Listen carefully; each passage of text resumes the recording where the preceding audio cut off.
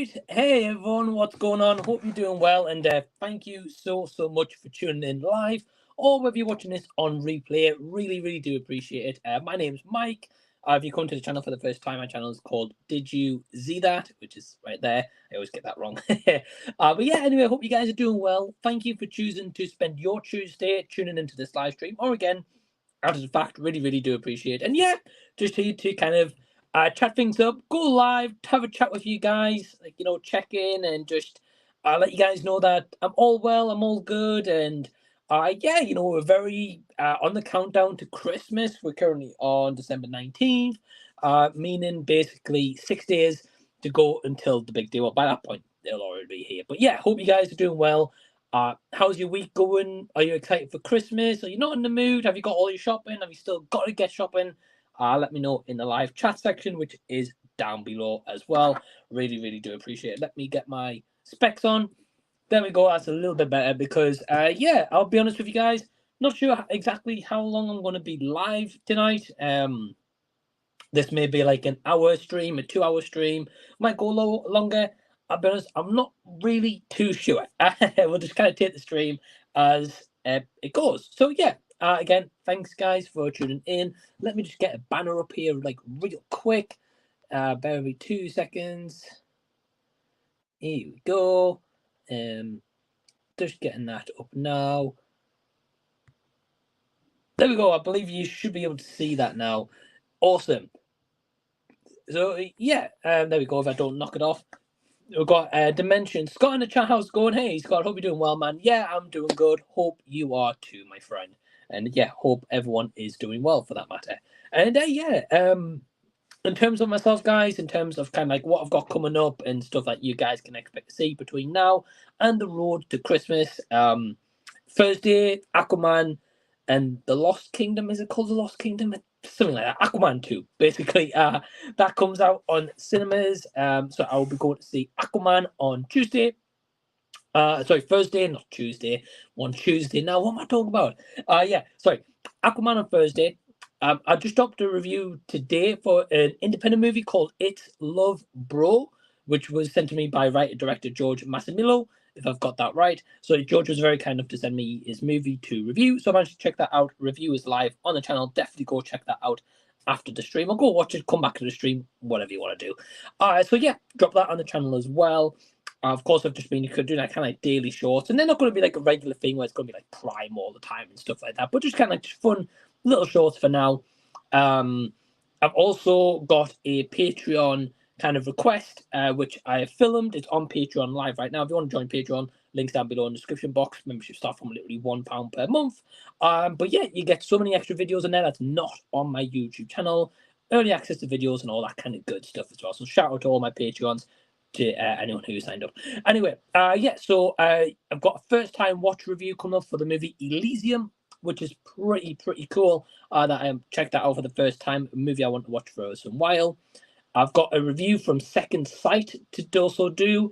They were kind enough to send me a copy of Mean Streets early before physical media release. So I'm going to be doing a little video of that release and also a review because it'll be a first time watching that movie. So that's also something like kind of pretty cool got coming up.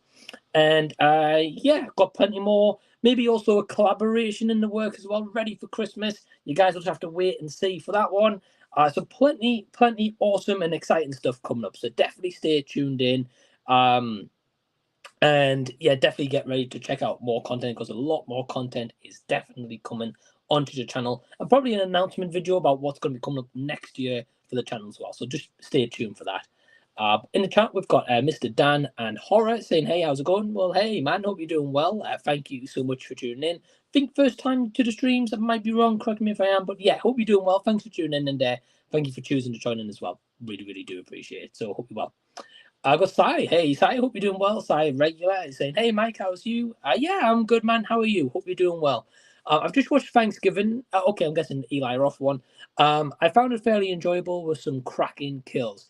Yeah, absolutely couldn't agree with you, Sai. I was fortunate enough to check it out early, thanks to like the Full of Horror, like HorrorCon event I went to like last month, which was really awesome. And yeah, the screen I went to, I'm not sure if the one about you, Sai, where the one you went to. Eli Roth did like a special like video message before it came on. He's just like, oh, hey guys, thanks for choosing to watch Thanksgiving. Thanks for choosing to support in cinemas, blah blah blah. So that was pretty cool. But yeah, the effects and the kills and stuff were awesome, very gory, very believable. Looked mainly like practical effects, maybe special mix of like special effects in there. I'm guessing. But yeah, the kills were really, really awesome. And also, have you heard, Sly, that they've announced a Thanksgiving 2 with Eli Roth returning to direct? Let me know your thoughts on that one. Definitely potential there to do a sequel. Do I think it's necessary? No. Will I go see day one? Absolutely. So yeah, definitely interesting the choices that sometimes they're making here in Hollywood. We're getting a lot of like sequels, reboots, remakes, and all that kind of stuff. Like, I'm not sure when it comes out in the UK, but I know we're getting like The Color Purple, which my friend Anthony Perez just reviewed on his channel today as part of an early screening. So we're getting like that coming soon, and yeah, so much stuff. The next releases for me will be Aquaman. I might go to cinema tomorrow. If I go to cinema tomorrow, I'll probably catch up on Saltburn, as I've been hearing a lot about it. Although it didn't really appeal to me. I'll be honest with you, didn't really appeal to me, but I'm still going to check it out, give it a chance, and see how it goes. So yeah, definitely some exciting stuff in the works. Got Mr. Dan and Horace saying yes, first time, so you interview Patrick. Well, hey, man. Well, thank you very much. Really, really kind of you to stop by. Really, really do appreciate. And yeah, Patrick is an absolute legend, guys. If you haven't checked out his YouTube channel, Have Cheetah Will Review, definitely go subscribe to him. That man is killing it over there on that channel. Like the amount of interviews he has, the amount of kind of different videos he makes, and the amount of like kind of just different conversations he had is like, it's really admirable. So definitely respect Patrick. Awesome guy. Had him on quite a few times on Z Talks as well, which was really, really cool. And yeah, I love Patrick. So Patrick, if you're watching live after the fact, shout out to you, man. Thank you so much. And yeah, well, Mr. Dan and Horror, yeah, cool to meet you. Hope you're doing well. And yeah, if you've got any questions for me, and maybe if we get some guests on tonight, feel free to ask those questions as well. But thank you for tuning in. Sai saying, I think a sequel would be good, plus practical effects beat CG all day long. Yeah, absolutely. Couldn't agree with this more. And I wish studios did that more as well, because with the practical effects. So, for example, I was watching a movie last night called Black Friday. It's on Amazon Prime. I was 85 minutes long. It was a little bit late at night, and I was like, I want to watch a movie, but I don't want something that's like over 90 minutes. I just want like a nice, easy kind of watch. Anyway, it starred Devon Sawyer, Bruce Campbell, and Michael Jai White or Jay White, Jai White. I'm not sure. Apologies, but he's a good actor either way. So those three kind of big names were in it, and I was like, oh, okay. Like the poster looked pretty cool as well. I was like, hey, look, I'll give it a go. Ultimate score out of Letterboxd, like 2.5 out of 5 stars. It was an okay time. Like the cast was good. It was just like an easy kind of breeze through watch. But the issue is, that what you mentioned about your commentary, which I totally agree with, is for kind of part of the movie they used practical effects with some of the kills, and that was like awesome. It was gory, it was kind of gruesome for kind of like a lower budget feel movie anyway. So I was like, wow, cool. And then like the second half, without going into spoilers, I'm not going to ruin it for anyone who's not seen it. It's only like 1 or 2 years old, the movie.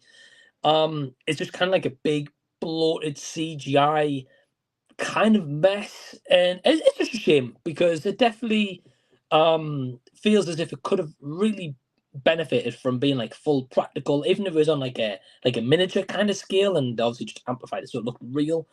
But yeah, it's just a wasted, and that's where one of those things CG, beat CG all day long, because that was CG and it looked bad. So never mind what that's going to look like in say like 5 years time. You're just gonna be like extra, like it was laughable when I was watching it. I just took for what it is. I've seen many bad movies, but it's not going to look good in the future, right? Whereas practical effects from movies in like the 60s, 70s, and stuff that even we've watched or maybe discovered for the first time, myself included, I'm still like, wow, it still holds up. It still looks tremendous, and you can't beat that.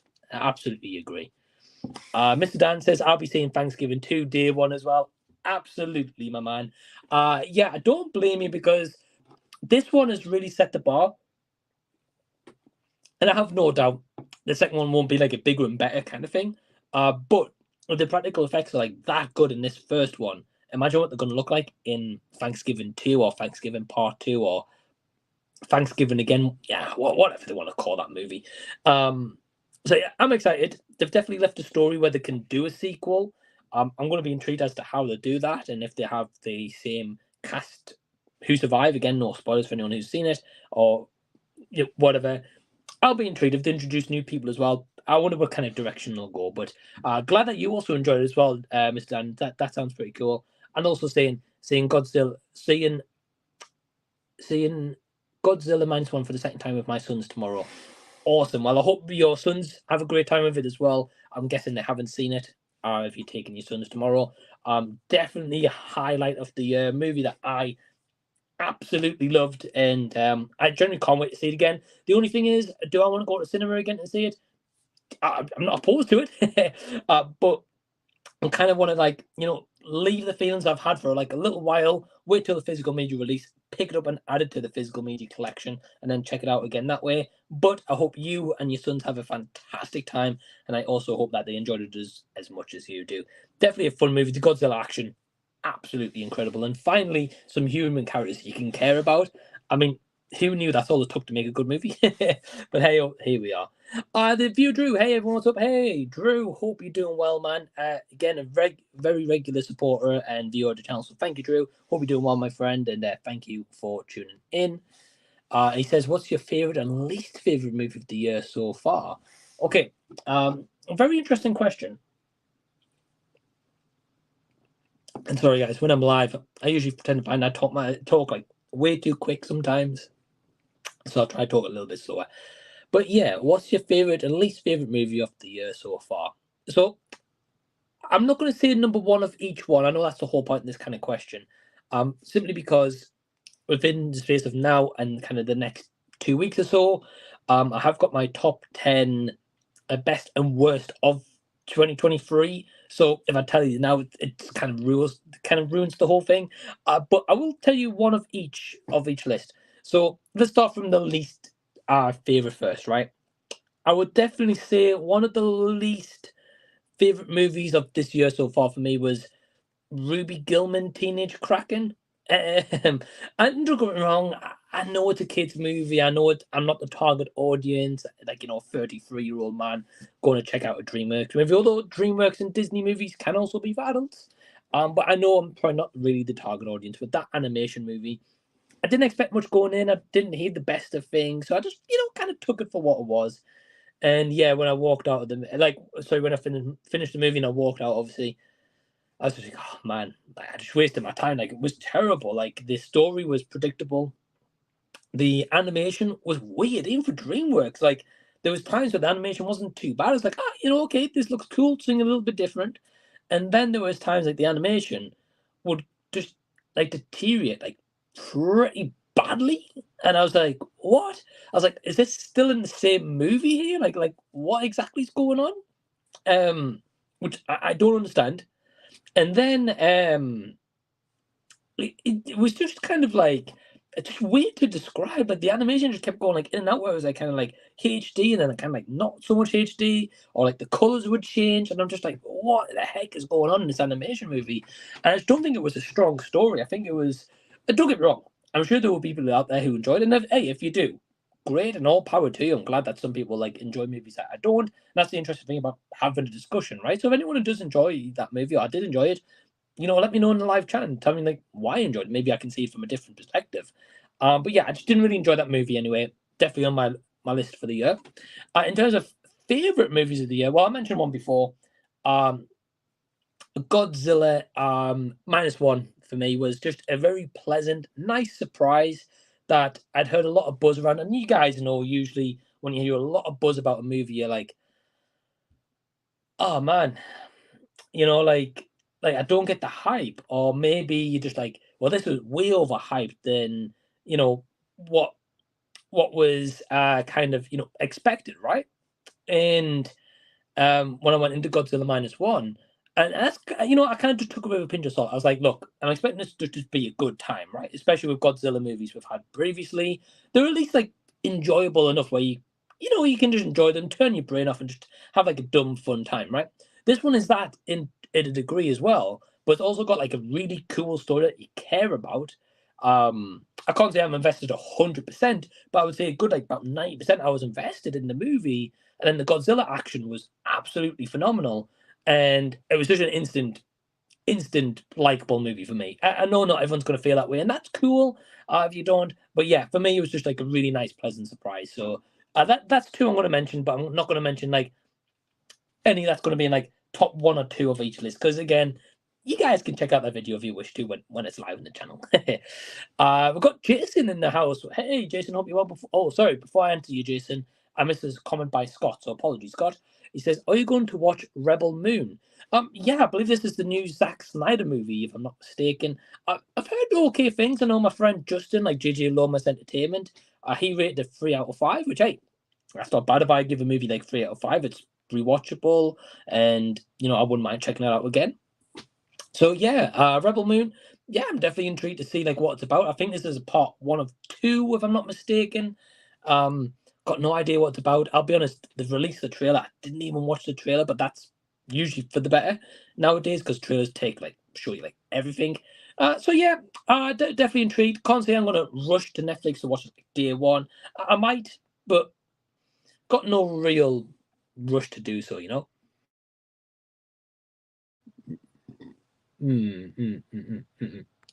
got okay. Well, now we're back to comment. Right. Okay, I caught up. Sorry. Jason, I agree. Ruby Gilman. Well, firstly, hey Jason, I agree. Ruby Gilman, Teenage Kraken isn't very good. Well, yeah. Well, Jason. Well, thanks for agreeing. In terms of like, at least we're on the same page here, and at least it wasn't just me. I know Ryan from RWR Movie Reviews. He wasn't huge on it either. And me and Ryan usually tend to agree quite often. But yeah, not very good. And that's 3 people. Again, I know we're 3 kind of men in our 30s and 40s not enjoying the animation film. But that's still 3 people's opinions, right? So it definitely counts for something, I'm guessing. I've also got Nick. Hey, Nick, hope you're doing well, man. Thanks for tuning in. And hope you're doing well, my friend. Yeah, Nick is definitely check out the videos. Even support Nick a little bit on Instagram stuff. Very cool guy. Does written reviews over on his Instagram page, by the way. So Nick, very, very cool guy. So hey, thanks for tuning in, Nick, saying popping in to say hi. Might be a little late for me to hang around for too long though. Hey, Nick, I appreciate it. Worst case, you can always use catch up if you prefer that way, and obviously if you've got time and stuff and you want to, of course. But appreciate you tuning in, Nick. Hope you're doing well, my friend, and definitely can understand. I know you work early and stuff, and I do as well when I'm at work. I'm off until Friday, but I can definitely understand working early and having a good night's sleep and stuff. So hope you're doing well, my friend. Thank you for tuning in. We've also got Jason saying, I watched Five Nights at Freddy a couple of nights ago, and I was like, this is going in my top 10 worst list. Got me one of the stupidest scripts. So Five Nights is a little bit of a strange one, right? So of course it's based on a video game. I don't know about the lore of Five Nights. I've never read the books or watched like YouTube mythos videos and like all that kind of lore and stuff. I just took the movie for what it is, right? And I had an okay time. I did see the movie twice in cinemas. I saw it on release date because I know we got it like early compared to America. So I wanted to watch it and get like a review up, for you guys. And I wanted to be, of course, get my thoughts out there. And then also I promised my partner Emma that I would take her to see, because like when the trailer was on originally, she was like, "Oh, I really want to see that movie." And I was like, "Oh yeah, cool. I promised I would take it," and I did. And we both kind of walked out, even on second view, and I walked out thinking, "Yeah, that was a fine movie. Nothing that I was like utterly crazy about or anything like that. But it was still just a fun enough movie where I didn't mind it. Would I watch it again? Yeah, I watched it twice. But would I rush out to watch it or add it to the physical media collection? No, not at all. But I have heard they've announced a sequel or a trilogy. I've heard. Definitely intrigued to see like where they would go with that. I think with the movie, it had a lot of human character development, which is good. Which again, we were speaking about a little bit earlier with Godzilla -1. There's a difference between like human character development where you care about it, than human character development where character feels forced or shoehorned in. Like in Five Nights at Freddy's, for me, the female police officer who is Beck in the Netflix show You. I've really forgotten her name. I think it's Elizabeth something. I can't remember. I apologize. Like she's a good actress, but it just felt like she was like phoned in to the script a little bit. Like it felt forced. It didn't feel like natural. She kind of comes out of nowhere and all of a sudden is just like befriends the new security guard. Although it makes sense towards the end, I'm not going to say why if you haven't seen it, but it just felt like really shoehorned in to the point where you didn't care. I like this. I like the development of the main character, Josh Hutcherson, and like his little sister and stuff like that part. Like I appreciated, and I think like that part was kind of one of the better written aspects. But I wish it kind of leaned more into the kind of Bears in Freddy Fazbear's and kind of that more story, a bit like Willy's Wonderland kind of did, which was kind of like a knockoff of this with Nick Cage. Fun, stupid movie for what it is. I wish it kind of leaned more into that, but it didn't. And in that regard, I think it kind of failed a little bit. But again, I think I rated like 2.5, 3 stars out of 5. Again, I rated 3 stars out of 5. For me, I don't think it belongs in the top 10 worst for myself personally. But for you, Jason, I can understand, man. If you weren't a fan, that's all good. Not everyone agrees, so it's all good. And I respect anyone who has a different opinion. Like, for example, we've got Sai right here saying, for me, the least favorite is Exorcist Believer. Which again, like I really enjoyed. So I know me and Sai are completely different on this one, but I can understand from people's point of views that they didn't like Exorcist Believer simply because it kind of felt like an okay story. To be fair, I enjoyed the story without Ellen bursting in. Like I don't, was it cool to see Chris McNeil again? Absolutely, it was. Was it needed? No, it was all just the whole point to have the Exorcist fit in to like this into like a new planned trilogy that Universal spent crazy money on buying the rights for it. Was it needed? No. Would it have been better probably without Ellen bursting in? Yeah, I think so. But I can also understand people that wasn't huge on it. And I know like Elliot IMO Reviews stuff, he wasn't as well. So I appreciate your take, it's all good. But he says, and my favourite is easily Oppenheimer. I can't express how much I loved it. It's one of those movies that make you love cinema. Well, again, man, a bit of a different take here with Oppenheimer, but that's all good because I like yourself, Si. I know like yourself. I know like Elliot IMO Reviews. I know like Jackson Horsetooth Cinema and stuff. Like quite a few people saw Oppenheimer and absolutely loved it, like yourself, Si. You know, it would put that like at number one, like your movie of the year, right? For me, I don't know if it's going to make top 10 or might make honorable mentions, just simply because, don't get me wrong, guys, I did like Oppenheimer, and I think overall it is a good movie. It's an interesting movie, of course, based on a real event. If you're going to have anyone direct that movie, Christopher Nolan's definitely the guy to do that. Like, absolutely. And I love Christopher Nolan. And I just don't think it hit me in this way that size referencing in terms of like it makes you love cinema. Yeah, it does in terms of having like that cinema experience and being like, wow, you have to see this big spectacle on the big screen. Absolutely. I wish I had a cinema local or knew about at least that had the IMAX run with the actual like film reel. I heard it was like crazy length. Like I would have liked to experience it in that way. But I still enjoyed Oppenheimer. Is it the one from Nolan's works that I would rush to rewatch? No, not personally. I would probably prefer to go to Dark Knight Trilogy or Inception. Inception for me is like really high regarded, but again, I know a lot of people don't like that movie. So Nolan's definitely one of those directors that either you really love him and you love all of his work, or you like some of his works, or you just don't like the director at all, which is cool. You can say that about kind of any director. But yeah, Oppenheimer again, I know will make a lot of top 10 lists, and I know a lot of people have been buying the 4K. But one thing I do respect about Oppenheimer is that it brought a lot of people to the cinema. It's been selling out a lot on 4K, so people's been supporting physical media. So for that alone, like I can like truly appreciate. Same with Barbie, right? Barbie's just like another one. But again, I really appreciate that. Okay. Hey, Sin, hope you're doing well. Since Corner saying hi, I enjoyed Five Nights. It didn't make me mad, and I had fun, which is more than could be said for some other things I've seen this year. I know one title exactly, Sin, that will reference this, and it's a certain character called John Wick, right? Sin did not like John Wick 4. I'm not going to get her started because she'll be here all night telling us how much she disliked John Wick 4, which is funny. Don't get me wrong, but I don't want to kind of raise up blood pressure or anything like that. But yeah, I understand at the end of the day, saying like I'm with you. Like I enjoyed it. I had fun with Five Nights. Again, not a movie that I'd rush to rewatch. But again, it's not like the worst thing I've seen all year. And I think it's different because like with myself, I've been in a fortunate position enough where sometimes I've got to check out some early screeners from, let's say, like Shudder, for example. And unfortunately, some of those movies have been terrible. So some of those movies are on my top 10 list compared to like everything that's like been mainstream, like in the cinema. Not in everyone's lists or anything like that. Of course, everyone's got different lists. It's subjective, and I look forward to seeing everyone's lists. But yeah, like as you said, mentioned, saying like if I think of Five Nights at Freddy, do I think it's the worst movie of the year? No, not by any stretch of the imagination. For me, it was fun enough. It was fine. It didn't break any new mold or new ground or be like, wow, I need to like own this immediately. But I could understand like Jason, you know, like he didn't like the movie at all. He didn't go on with it. Well, nah, and that's cool. That's cool. Everyone's got their own opinion. But thank you for tuning in, saying you're absolute legend. And then, hey, Nick, thanks, man.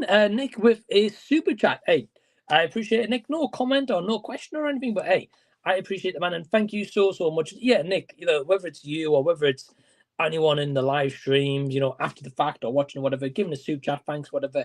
That stuff just like really means a lot to me, and I'm really beyond thankful because you guys don't have to spend your own money to, you know, give me like a donation or anything. I mean, again, I really do appreciate it, and any money that ever gets made from YouTube goes back into the channel. And I've mentioned this before. Definitely next year, want to produce a short movie. Ideally, maybe a short horror, kind of experimental kind of ish movie. A little bit in the works. Can't really talk about it too much because I don't want to kind of give away anything right now.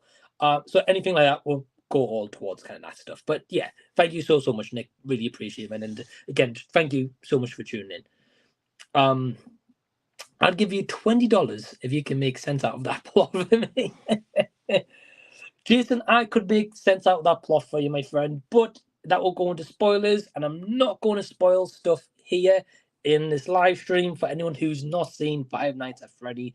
I don't want to ruin it for anyone, so I'll private message you after this anyway. I'm sure you probably understand, really, but I'll message you after the stream. Yeah, sorry. Just get a drink. Okay, cool. Right, should have attached this to the £2, but wasn't too sure how to. No problem, Nick. Again, appreciate it, man. Thank you so much. Really do appreciate it. And again, very kind of you, sir. Marvel and Jonathan Majors. What's the next step? Okay, bit of a tough one because I've seen the news articles. Of course, that's all in the news. I'm not saying it's not true or anything like that. Obviously, of course, it's been found guilty, so there's got to be some evidence. I'm not here to talk about that, because that's not my business. Obviously, it's a person who I don't know. Of course, I don't condone anything like that against anyone, for that matter of fact. It's just a shame to know that someone's possibly ruined their career for doing something of that, or just something stupid, right? Anyway, what's next? So this is going to be an interesting one because with, of course, Kang, you know, he's featured in Loki, being featured in Ant-Man 3, especially like Loki season 1 and 2, and of course being you know, focusing this kind of like MCU big picture, right? I mean, there's an Avengers movie we call Kang's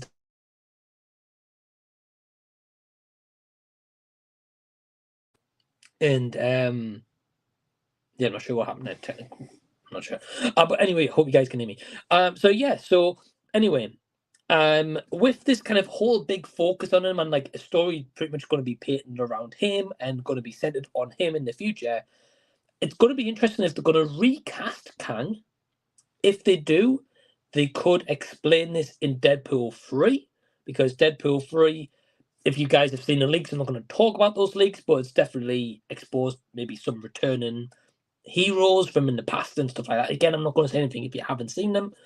And that's all I'll say. So they could kind of retcon this and have someone else cast, but still have it as Kang, and keep the Kang Dynasty name and focus on that and do like a big recasting. Or they have hinted at Doctor Doom, so they could bring Doctor Doom in and maybe retitle Avengers movie Avengers Doctor Doom Dynasty, Doctor Doom's Mayhem, Destruction. I don't know. I don't read comics, so I wouldn't know the ins and outs of that. The only Doctor Doom adaptations I've seen is in the Fantastic Four movies, right? So they've hinted at him, so they could bring him in instead of Kang and again, like retcon things in maybe Deadpool or a future MCU project that links into this in the whole TVA and like stuff like that. I'm not sure where they're going to go. Maybe like a lot of people. For me, recently, I haven't really been on board the Marvel train in terms of checking out all the projects. I didn't see the Marvels in cinema, I'll be honest. I had personally just no interest in seeing it. So I wasn't just going to go out there, force myself to go watch it when I really didn't want to watch it. Because I just felt like that would be a bit of a biased review, and I'm not here to do that. So yeah, didn't want to do that. And I haven't seen Miss Marvel. I didn't see Loki season 2, but of course in the trailers, Kang's plastered all over that. And I haven't seen some Marvel projects recently, so I'm a little bit behind. I will be honest, I am. So it's going to be interesting. What's stepped in, Nick? I'm kind of waiting, if they haven't already, for Marvel to put out like an official statement, because only then we're going to know what they're going to do. If they're going to rename the Avengers movie, if they're going to recast Kang, if they're going to keep that story. It's definitely an interesting step, which it's going to be like a really hot topic discussion. So I'm definitely intrigued. All I want is for Marvel to get back on track, bring us some good quality entertainment, not good quantity entertainment, good quality entertainment. Put some care and attention into movies. Get rid of all these TV shows, or maybe make them like one a year, something like that. 2 or 3 movies a year maximum. Get us back to how it used to be. And I can't wait to be back on board that train. But at the moment, because they're over quantity over quality, the stuff's been terrible. But like for example, you could say the same for Aquaman, right? The new Aquaman coming out on Thursday. Like, what's the point of that movie now? When they're gonna like basically retcon it at this point and just do the DCU. And I think even Jason Momoa was like, yeah, I'm not sure how Aquaman would fit in, but I'm interested in playing Lobo. So straight away, even he's like kind of not even promoting his own movie coming out. He's just like, yeah, it is what it is. So I think even he knows, right? So definitely an interesting one. So thank you for the question, though, Nick. And Mrs. Dan and Horror says Five Nights was okay. Surprised it did so well. Yeah, again, I can get this. Why yourself might think, and others might think, yeah, it was okay. And again, I'm not here to argue that. I think I found it fun, but didn't find it amazing. I think it did so well because of it's based on a video game, of course, and with it being based on a video game, you've already got those fans going to go out to the cinema, which is awesome, at least supporting cinema. And then also because it was a 12A, at least here in the UK, meaning you have to be 12, or if you're under 12, you have to have an adult with you to see the movie. You had all these kids, at least in my cinema, like it was, I want to say it on the first showing of the day, and that cinema was packed a lot with teenagers. And I think just simply because of that, Mr. Dan, I think that's already money, teenagers are going to spend. They're going to go out with their friends. Maybe, it's a movie that parents can just go take the kid, and it's just kind of like a day out. So movies that will either be a 12A will normally do okay. If it's specifically just a horror movie, they always do okay because it just brings in people who love horrors, and it's a kind of cheap date day, searching a date night, whatever. So it's definitely interesting how cinema works, but I'm kind of surprised how well it did, but also kind of not, just because of, I know it's like it got a big fan base with video games, and if you've got a video game fan base, if you do an okay adaptation, people's going to enjoy the movie, right? They're going to tune in, so it's understandable. Jason, Jonathan Majors is done in Hollywood, I think. Could be, yeah, could certainly well be, but at the same time, I mean, not bring up kind of Kevin Spacey, but of course we of course heard at the time like what happened there, and then look at now where like he's back in acting, right? And you'd think, well, he's done. So could be the same for John Majors. I mean, we don't know. I guess time will tell. That's all I can say. Time will tell. But it'll be interesting to see. I'll say that. Nick says Five Nights. Love the first 2 acts. Yeah, I agree. Third, less so, but came home, checked out the game, and thought, wow, gamers must have loved this. Oh, hey, well, cool, Nick. Yeah, I'll be honest, I don't know anyone personally who plays the Five Night games. At least I don't think so. So I didn't have those comparisons going into the movie. I think guests like yourself, as said, you came home, checked out the game. I think I've heard the game's just very simplistic in terms of you just a security guard, you just check the cameras, and like that's it. So it definitely had sprinkles of that in there from what I've heard. But it's good to hear the comparison with yourself, Nick, and you went out and checked the game out and you thought, wow, gamers must have loved it. And yeah, that makes complete sense, and it kind of goes back to what Mr. Dan was saying about surprised it did so well, as you mentioned there, Nick. If you think that gamers would love it, they're just going to tell that kind of like their game of friends, right, and be like, oh, hey, just watch the new Five Nights. Yeah, that's pretty good, you know. And you know, like if you like the Five Nights games, oh hey, you'll enjoy the movie. So yeah, it's one of those things. I'm kind of glad it does well. Then David supporting cinema, absolutely all for it, unless, and I will be open and I will say this here, I saw announced today here in the UK, we have a couple of cinema chains, and one of them is called Odeon or Odeon Cinemas, however you want to say that word. I usually say Odeon, but people might say it different. And they announced like 5 or 6 of their cinemas are going to be open on Christmas Day. And I saw that announcement today, and I was like, huh? I was like, cinemas open on Christmas Day. Now, don't get me wrong. I'm an advocate for cinema. I've been going to cinema since I'm a kid. I'm now 33 years old as of this live stream. I'm an advocate for cinema. Absolutely, like no doubt about it. Do I think the cinema needs to be open on Christmas Day? No, because I can't comment about other countries, but here in the UK, like I would say at least 95% of businesses are shut. Nowhere is basically open on Christmas as a holiday. Now I appreciate not everyone enjoys Christmas and everyone be like, oh, that time of year, I can't wait to get over it. You work for personal reasons or maybe sometimes even like tragic reasons for some people. And that's fine, it's respectful. Not everyone has to celebrate Christmas, but it's just kind of like the principle of it is it's meant to be like one day a year. Business is shut, so everyone can have the day off. Whether it's celebrating with family, having the day off to yourself, playing video games, watching movies, chilling out, just a day for you as an employee to have a day off and relax. Like it's always been like that since I've been a kid. I would personally keep it like that if I could for the rest of the time, or at least till I'm alive after my life, yeah, whatever. But I don't agree. Like, why does the cinema need to be open on Christmas Day? That's just greed, in my own personal opinion, which is not needed.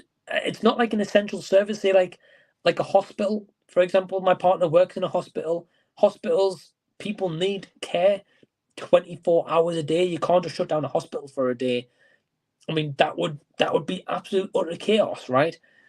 But a cinema to be open on Christmas, yeah, absolutely don't agree with that whatsoever. And you know what's cool? I've heard in the grapevine that apparently the company's offering their employees triple time. Cool, by all means, respect that. If people again don't care about Christmas and want to earn their triple time, cool. I hope they get paid like a nice pay. Maybe they can use that for whatever it is. I still don't agree with the principle though, but that might just be me. Didn't mean to rant on, but just trying to kind of vent that out there. And nothing against Odeon. I love Odeon, but just don't agree with that principle. Sin saying, I think my favourite for the year is still going to be The Covenant. Yeah, so I heard about this one, Sin, for you, and I think Jason, the Old Millennial, also saw this as well. I think a few others may have seen it. Lisa Loves as well, if I'm not mistaken. The Guy Ritchie one. Now, of course, I've been said here on the channel before, I'm not a fan of Guy Ritchie. Still going to stand by that. The movies I've seen of him haven't been great. Not a director that I really want to watch. But I've heard this is not really a Guy Ritchie kind of feel style movie. So definitely still want to check it out. Have got, what, 11, 12 days of the year to go? So I can squeeze it in. I'll definitely check it out, Sin, and I'll message you afterwards and let you know my thoughts. But I'm glad you had a great time with it. I know you saw it at least twice in the cinema. So I'm definitely intrigued to hear your top 10 for the year, Sin. And everyone else's for that matter. Epic VFX says, yo, well, hey, Epic, hope you're doing well. Thank you for tuning in. Really, really do appreciate it. And I hope you are doing well.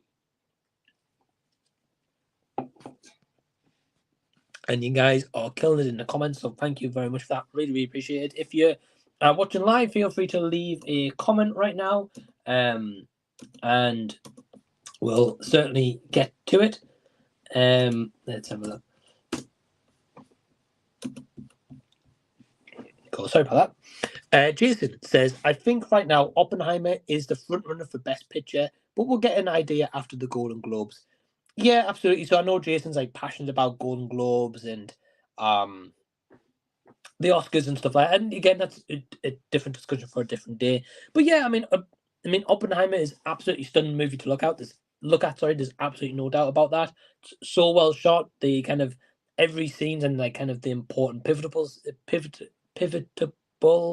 or pivotal. I don't know. You guys already know what I'm trying to say.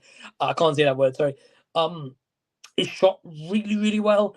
And it'll just be interesting to see what wins awards, right? Because it's definitely going to be an interesting one for what's going to win, right? Since then, yeah, Oppenheimer wasn't super great to me. Annoyed me a little bit in the beginning. Yeah, it's one of those things. Then I think we're kind of in a way, not like annoyed really, but like I kind of like get where you come from. Wasn't super great. Like I enjoyed the movie. Did I think it was a good movie? Yeah, for sure. Did I think it was like incredible in terms of like massive rewatch? No, I mentioned that before, but it kind of sounds the same for yourself, Sin, as well. But yeah, it's one of those where you're either absolutely in love with the movie, you're going to watch it time and time and time again. I know like Jackson, at least I think when he spoke, or I spoke to him last, I think he said like he watched it like 3 or 4 times already. I'm like, like really?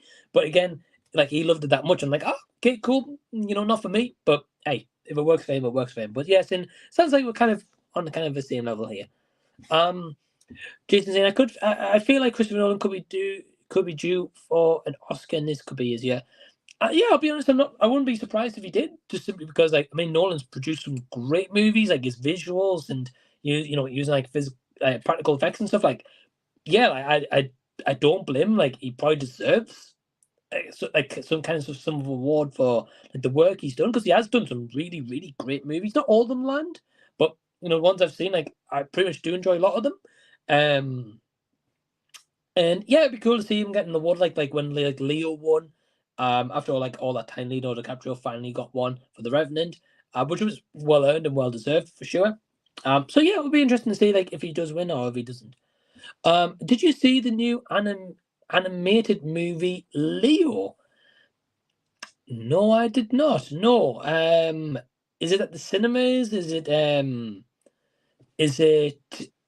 on streaming? Epic? Let me know, and I'll have a look. And we might have a guest here. Hold on. Okay, yeah, we do have a guest in the wings, and Jason. Hey, Hey. hey, Jason, how are you? All right. Hey, good. Is it still cold in Kansas? It was really cold this morning. It's gotten up into the 40s right now, which isn't too bad. It was in the 20s this morning, so it was a bit chilly coming home from work, but I get you. Yeah, oh, good man, good. At least it's not too bad. I know every time I see your video, you're always wearing like a coat and everything. I'm thinking, oh, I can just feel the cold there. And Oh man, yeah, I'm not kidding. Like, so, like a few weeks ago, a few weeks ago, like 2 weeks ago, even it was snowing. It was like 0, or like something. It's like -3 degrees. yeah, It was freezing, and of course, like even through the day here, recently it's been like 7 degrees maximum through, and that's on a good day in December in England. So yeah, it's been freezing lately. Yeah. But it's winter. What do you expect? yeah. But I'm glad you're doing well, Jason. Thanks for joining as well, man. Really do appreciate it. And the link to Jason's channel will be down below in the description box after the live stream as well. Sorry, Jason, what were you going to say? Yeah. Hope it's okay. I crashed your live stream. Hey, man. Absolutely. Yeah. Every time I get an opportunity, I grab it.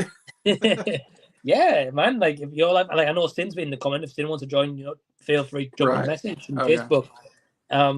Yeah, just for hey, I'll go live. It's been about a week or so, I think, and it feels weird not doing like weekly streams as such. Yeah, it's been nice as well. Like an itch, you have to scratch. You have to do the live stream.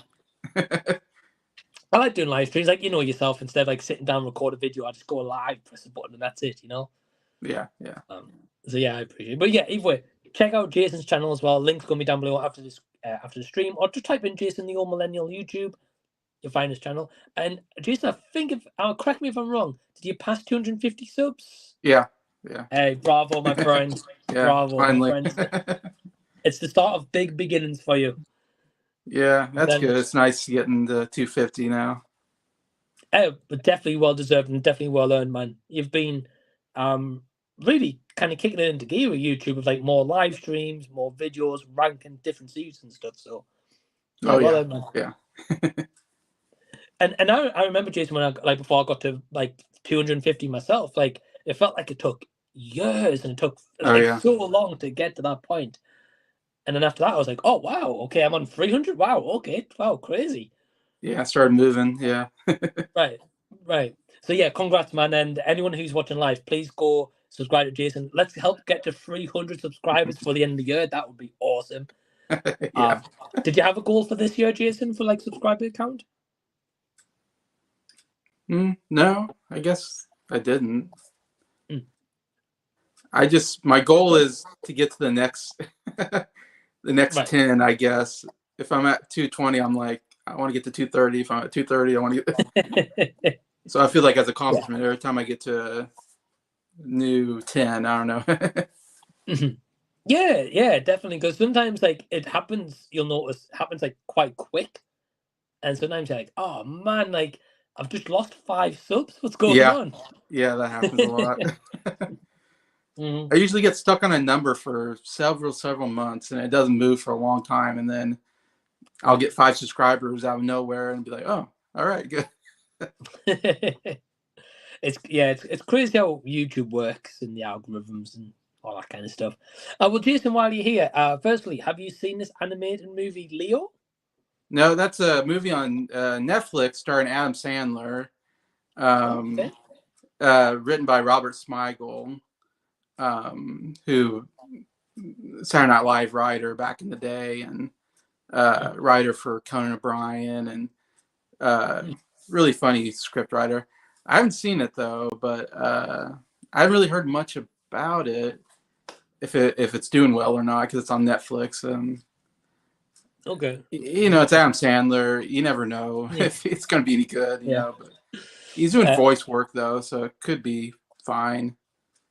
I'm trying to think who else is in it. I forget who else is in it with him, but it seems like there's another big name in there. But I'm not sure. I didn't know it was him. I'll be honest with you. Yeah, he plays like an iguana, I think, or something like that. Okay. I'm not sure what the plot is. I can't remember, but I just know I've seen it advertised on Netflix. Well, I know in the past he had like that kind of free picture Netflix deal with those free terrible movies or whatever he did back when. Yeah, he's done so many. It's just Netflix is mostly what he does now. Hey, if they're going to pay him money, He must be making a lot of money. Yeah. Right. 100%. Well, I saw before coming on the stream today, I saw actually that Netflix put out like a little 30-second teaser trailer for a movie next March called Spaceman. Yeah, someone mentioned it in the comments. I haven't heard of that. Okay. Maybe I haven't got to that part in the comments yet. No, you haven't got to that part in the comments. But yeah, that's going to be Adam Sandler. And I was like, what? Adam Sandler is a spaceman? Like, what the heck? Yeah. But definitely an interesting decision.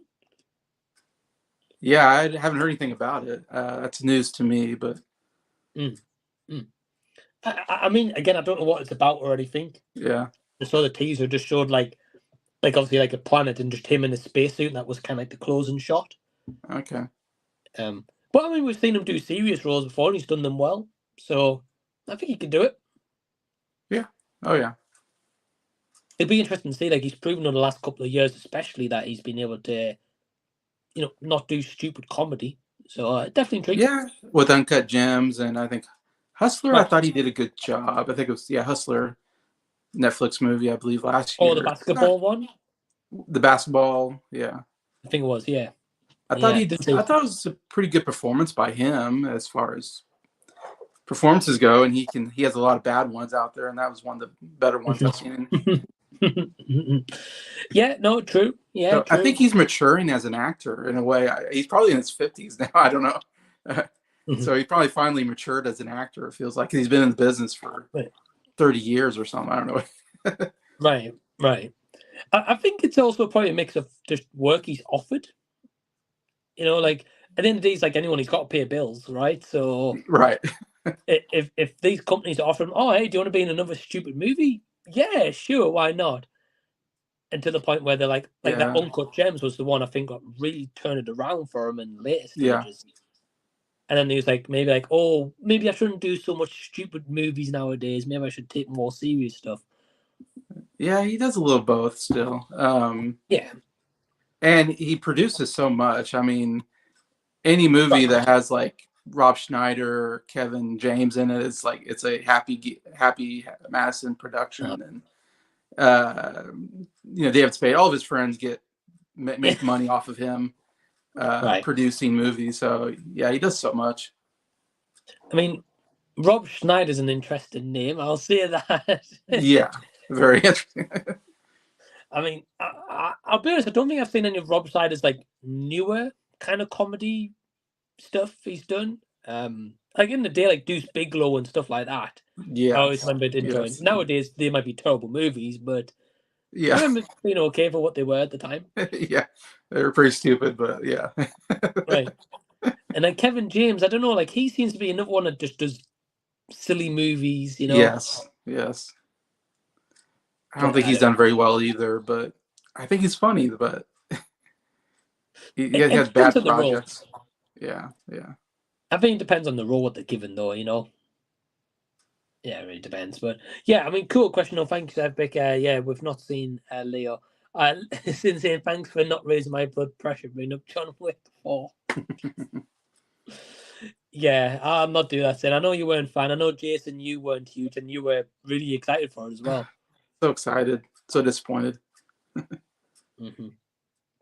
I'll be honest, like I haven't gone back and revisited the movie since seeing it in cinemas. Don't have any urgency to. Yeah. Nah. Plus, I think they announced John Wick 5. So, like, if anyone I knows the end guess. of the fourth, it kind of makes it redundant. Yeah. How are they going to recon everything? Yeah. Yeah. I mean, I don't want to say anything for like this stream if anyone's not seen John Wick 4 yet. I'll tell you about it afterwards. But yeah, it'll be interesting. Dimension Scott saying, I watched everybody's worst movie of the year, Winnie the Pooh, Blood and Honey on Peacock, and I was fine with it. Didn't make me mad or anything. Hey, Scott, if it worked for you, man, well, hey, that's awesome. Glad it did. Jason, did you watch it? No, God, no.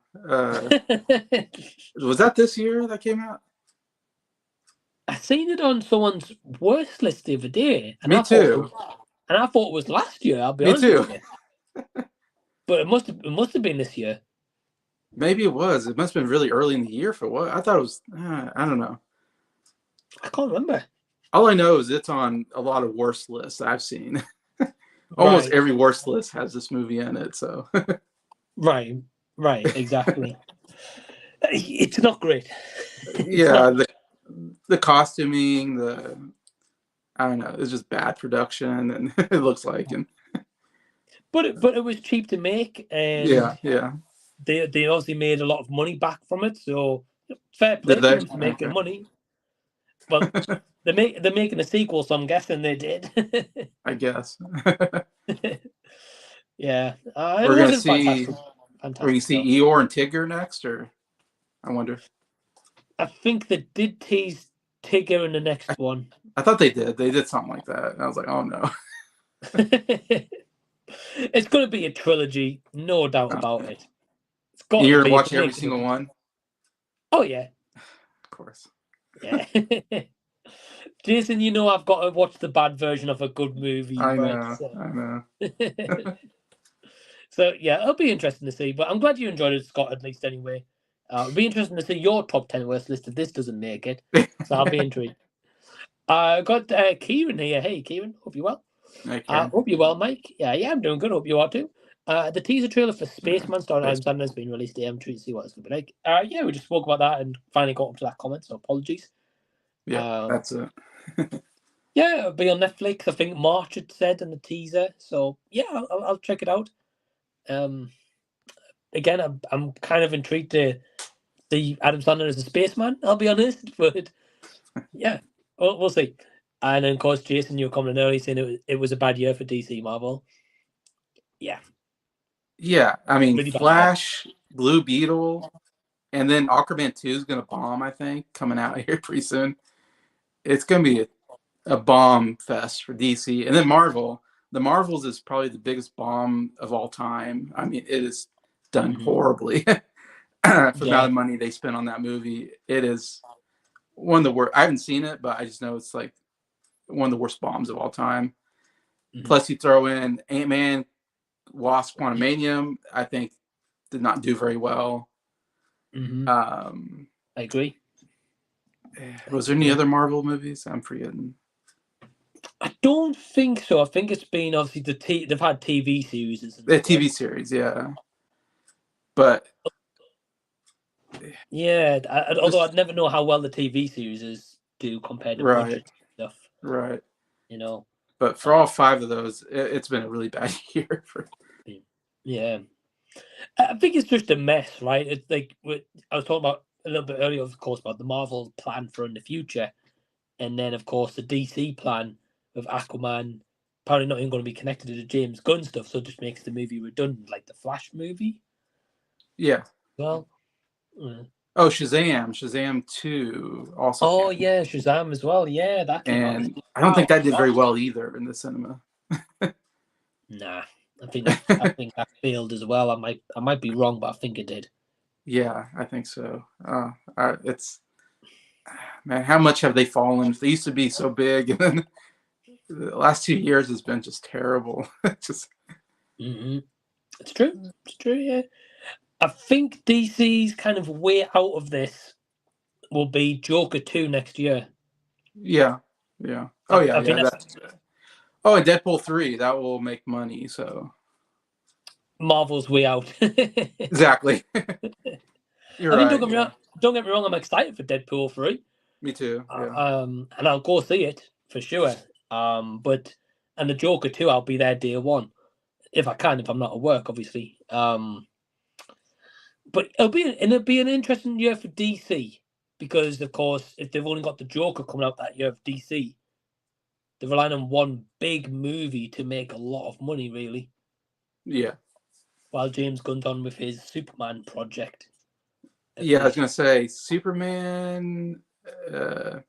They can make a good Superman movie that could do well, but no guarantee there. I don't know if they're gonna make a new Batman movie anytime soon. I think that would do well if they keep on with the Batman whatever series.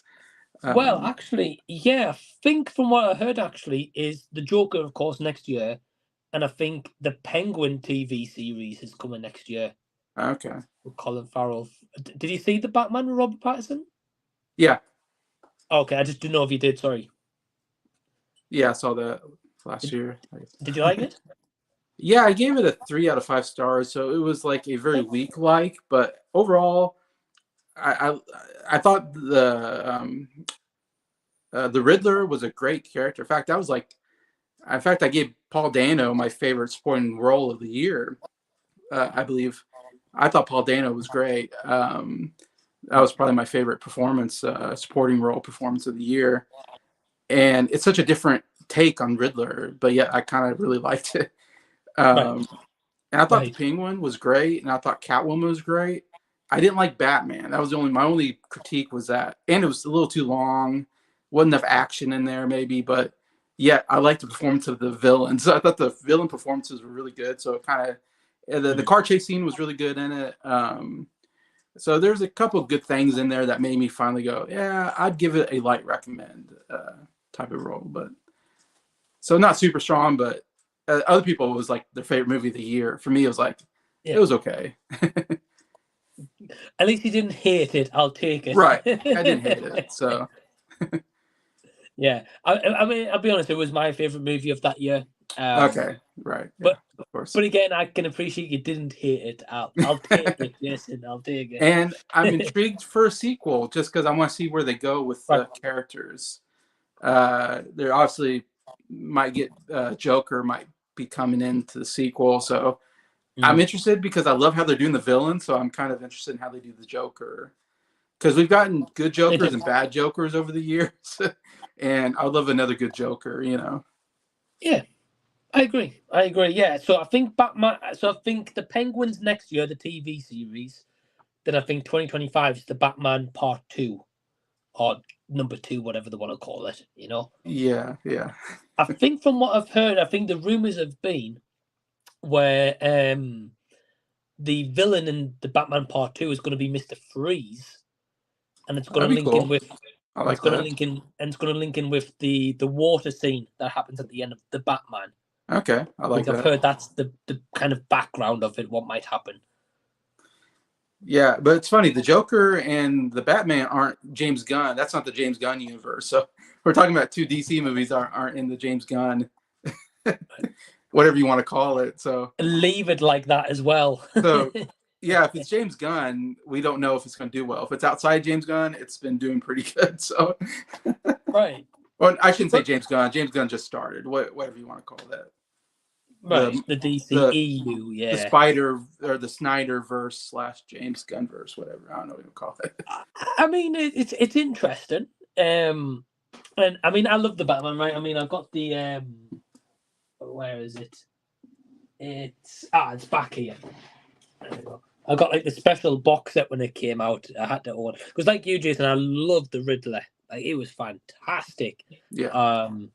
And definitely intrigued to see what they do in the future. But yeah, I absolutely love that movie.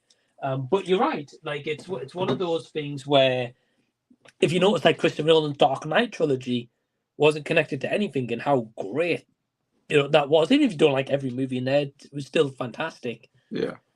It's the same for the Batman and the Joker. Both of them have been so done well at the box office and well received. Yeah. And are not connected to anything. Yeah. And it's great. I think it should be more like that, and DC movies doing their own thing, and then maybe one day bringing them together, but they don't need to. Yeah. Whereas like DC, for me, feels like they're constantly on trying to play catch up to Marvel. Yeah. And they don't need to. Yeah. Just take it easy, take it slow, build it up to a point where audiences care, then maybe bring them all together and have a Justice League. But it's not, you don't have to play catch up, especially with how Marvel's been recently. Why would you want to catch up to that, Exactly. Yeah, I would not. So, because just like, it's when they did like that announcement video for James Gunn with his DC, they're like, oh yeah, we've got like 10 movies planned plus 10 TV series. So I'm like, well, why? Yeah. Why do we need that? Just give us one good one. Let's go from there, and then. Because surely those projects should be kept on quiet. Yes. Until Superman's been released. Yes. And then maybe tease something in the post credits and be like, oh yeah, coming in 2025, Aquaman, for example. But I don't know. I'm hoping the James Gunn Superman's going to be good though. Yeah, it's good to build on legacy characters. I think that's the problem right now. I mean, Blue Beetle, it's just not going to move. It's just not going to put. People aren't going to go see Blue Beetle. No one knows Blue Beetle. People know Batman. They know Superman. They know Wonder Woman. Maybe I don't know. I mean, you got to build on one of those. I think characters. I don't know. Yeah, I agree. I mean, it's the same for when Marvel did Black Panther. They had him introduced in. Yeah. Was it Civil War? Yeah. It was introduced. I thought it was. Yeah. And they gave you kind of bare bones on the character, but at least you knew who he was and why he was there. Uh-huh. And then they released a movie so people had time to care about him. Yeah. Whereas you're right, Blue Beetle, unless you're a comic book fan and diehard one, you're not going to really know, because I didn't really know much about him. Yeah, me either. And don't get me wrong, I didn't hate the movie. I thought it was fine. But it's not one that I, again, rush to rewatch or buy it on physical media. Yeah. So I don't know where it's going to fit in with this Superman stuff. Yeah, I don't know. I think it would have been better as like a cameo in one of those movies, then maybe give him a movie. Yeah, that's a good point. Yeah. But we'll have to wait and see. But I agree with you with this comment though. It's not all great for Marvel and DC this year. Unfortunately. We've got Nick saying, I'm bowing out for the evening, 6 a.m. work. Well, hey, thanks, Nick, for tuning in, man. Really, really appreciate it, and hope you have a great shift. He says, 2 recommendations for me from 2023 is Jesus Revolution. I know you saw that one, Jason. Yeah. And Are You There, God? It's Me, Margaret, which I've seen. Which you've seen. Yeah. He says, I promise I'm not religious, but those two were great. Hey, that's awesome. And yeah, you don't have to be religious to watch a religious movie. Of course, if you're religious, you're gonna get more out of it, probably. Yeah. But I've watched a lot of religious movies and I've enjoyed them. Jason, did you see Are You There, God? It's Me, Margaret? No, I want to see that one. I know you seemed like you liked it a lot, so. Yeah, of course I couldn't fully relate to it because I'm not a teenage girl and haven't been a teenage girl No, or identified as one, but you've written as a teenage girl though, or I did. Yeah, I did write as one for my book. That's a good point. But yeah, I thought that was just it's a really kind of like coming of age, kind of just a nice story to it, I would say. it got some Golden Globe nominations, if I remember right. Not very many, but Okay. I think who's the main? It seemed like one of the main characters got nominated, maybe, but I may be wrong. But I mean, to be fair, the main girl, Margaret, she was really, really good. I don't think I've seen her in anything, but she gave a really great performance. Yeah. yeah, I can't remember. It seemed like it got maybe a couple nominations, so I was like, oh, okay. So, is it a comedy?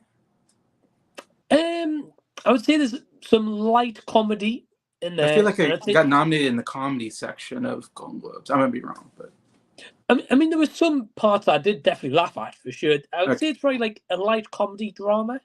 okay, yeah. I mean, again, like coming of age kind of thing. So, but yeah, I know you like really enjoyed Jesus Revolution. Yeah, so it was one of my favorite movies of the year.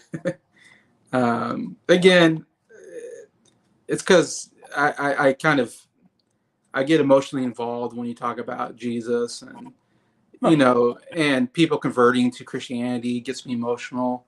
So it's not necessarily a good movie as far as like the best written movie or best acted movie, though I thought it was fairly well performed. There's some weak parts to it, but I think just the fact that people are converting to Christianity in the movie got me emotionally involved more than most movies. So that's why it's like personally I liked it a lot. But hey, that's awesome, Jason. and it's based on a true story, so you learn something as well. So I think I heard that through yours and Ryan from IMO Reviews as well about that. Yeah. And Jason, that's awesome though. Like if a movie can connect with you, like right, that's great, right? So, but thank you for the recommendations, Nick. I'm glad that Jesus Revolution worked for you, Jason. yes. If I've got time, I do want to check it out before the end of the year, before I do my list. See if it makes it in there or not. Yeah. But definitely recommend Are You There, God? If It's Me, Margaret. Heads up, Jason. There's a couple of slow moments, just to give you a heads up. Okay. Because I know if it's a little bit slow, you're like, oh, it's a bit too slow for me. I'm bored by this now. Yeah. So I just want to give you a heads up. But yeah, thank you for the recommendations, Nick. And if you guys have seen these two movies, let us know. Yeah, you said before, yeah, it was so good. Yeah, so we just heard Jason's quick thoughts. If you want to see his full thoughts, he did do a video on it as well, or a live stream. Check that out. Viewer Drew says, I saw Fast X recently. It was fun, not fantastic. You seen this one, Jason? Yes. You didn't like it, right? That was terrible. It's one of the worst movies. It's on my worst movie list. I can tell you that. And this year, guys, if you're ready for Jason's channel, check him out. He's going to do a top 50 worst movies of 2023. Now, are you doing a top 10, Jason? Top 20? Yeah. Or? Yeah, top 10 best and top 10 worst. Yeah, like I did last year. Cool. I'm excited to see your list for sure. Yeah, it's gonna have some hot takes in it for sure, but makes for an interesting video, Jason. I'll say that. I'm intrigued because everyone's list. I mean, don't get me wrong. There'll be some similarities in everyone's list, but there'll definitely be some differences. Like yours would be like some hot takes, right? People will be like, "What? Yeah. Like that's on your list?" Yeah. Oh yeah. What's going on? So we'll see. Yeah. We'll see. I'm glad you had fun with the movie, though, Drew, with Fast X. I personally don't have any interest to check it out whatsoever. Oh, you haven't seen it? Jason, I saw. I'll be honest. What's the Fast movie with Paul Walker? Would that See You Again? Is that 6 or 7? I want to say 7, but it might have been. It might. I can't remember. That was I'll like be honest. I that was really maybe can't the remember. last good one. Maybe it was 7. I can't. Yeah, I would like to say it was number 7. I'd like to say it Yeah, was. I get mixed up on all the plots of the 10 Yeah. movies. I just know So the last 2 were the worst 2, I think, out of the group. I've heard. So I think it was Fast 7. I went to the Yeah, cinema to see it, and I was like, I'll go check this out. I'll see what it's like. And the Paul Walker stuff was definitely emotional, and that stuff I liked. And of course, it was goofy action in it. But yeah, it got to the point where like Vin Diesel's car goes off a cliff, like to the point where it goes up like this massive cliff and it hits the ground. He comes out with like a little scrape on his head, and like that's it. yeah, And I was like, from there, I was like, I'm done. I was like, no. I can suspend yeah. disbelief, but when it's like that level, I'm Oh, just like, oh yeah, it's crazy. nah. Um, I mean, it's a bit like John Wick 4, right? Like I enjoyed the action stuff in that, and like the the Berlin, the roundabout of France. I can't remember where it is. Yeah, Um, they were in Rome, I think. oh, okay. Sorry, well, different country completely.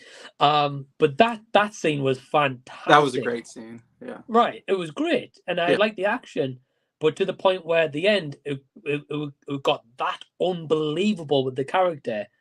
I was mhm. like, I just completely tuned out. I was like, this is just even too much for me. Yeah, me too. Yeah. So when it gets like that, I'm just like, nah. I don't know how it went from a Revenge of a Dog tale to 4 movies later. I Yeah, don't they know. really built a whole what do you call it, world building of the Assassin Underground. So they have their own assassin Mm. lore. Like they built this whole uh yeah, definitely bigger than you thought it was, kind of. Yeah, and did you watch that series, The Continental? I haven't watched it yet. I want to watch that at some point, but I haven't. No, I don't know anyone who's watched that series. I'll be honest. But again, they built that TV series to give you some lore and stuff about it. I'm just like, I don't care.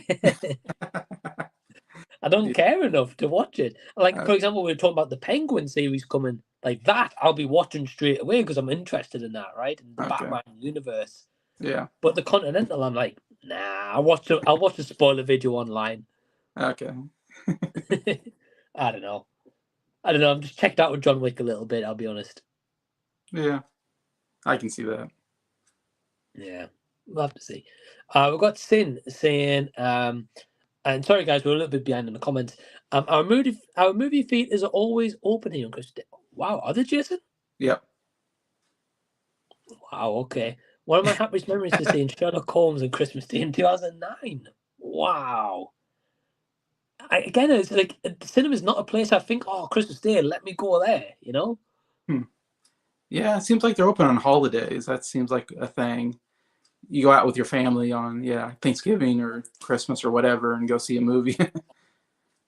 It's not that way in England? Okay. No, not really. Like, so Okay. for example, like here in England, we probably celebrate Easter, we celebrate Halloween, Christmas, maybe fireworks, like for bonfire night, and maybe about it in terms of like holidays, so to say. And maybe if there's like an Easter movie out on Easter, we maybe like, oh hey, we'll go to the cinema. But no, like no, at least not my family. We wouldn't be like, oh yeah, Christmas Day, let's go to the cinema. We spend the day, having a lot of food, maybe playing Okay. some games, watching Home Alone on TV normally. Right. Yeah, like I've never been to cinema on Christmas. Okay. Not Okay. me personally. Have you? Oh yeah. Yeah. Oh wow, okay. Yeah. It's a fun thing to do with your family. Go out and watch a movie. Everybody's together. I don't know. Mhm. I think I remember Um, seeing like The Grinch Who Stole Christmas, I think on Christmas, and Oh wow. Elf, like stuff like that on Christmas. Yeah. Oh, that's cool. Yeah. I mean, I guess it's kind of the same thing if you're watching a movie at home with your family compared to cinema. It's still kind of the same, but I don't Yeah. know. I think it's just like, for me, it's just like the staff working on Christmas Day. I think it's just Right. not right, you know. Right. Yeah. Like, give them one day off a year, you know. Sure. Sure. I don't know. I guess it's different with here in the UK and you guys in the States, I guess. I'm sure they make a lot of money. That's probably why they open it on Christmas. That's my guess. It must make some money. Must do, otherwise Yeah. they wouldn't open. Right. It's probably a good money making day, so they do it. I don't know, but yeah. Yeah. Everybody's home. The kids are out of school. I don't know. Maybe. Fair play to anyone who goes, I guess. Yeah. I wouldn't go, but that's me. Yeah, couldn't agree more, Jason here. Jason Statham's had a terrible year. It was terrible. I don't think he's a great actor, though. Again, that's just my opinion on it. But yeah, didn't watch the Meg 2, but I heard terrible things. I think Rashad gave a pretty bad review, Meg 2, if I remember right. And Rashad just likes dumb, fun movies, like all of us. So if he gave it bad, I haven't got much hope for that. And Expendables 4. Did you watch that one, Jason? I'm like halfway through it. And? I think it's not as bad as Fast 10, I would say, though they're very similar in style. It's not great, though. No. The stupidest thing is, to me, is Megan Fox being in it. I don't know. I agree. The whole point of Expendables is it's supposed to be these old 80s action guys that used to be in 80s and 90s action stars, you know, Right.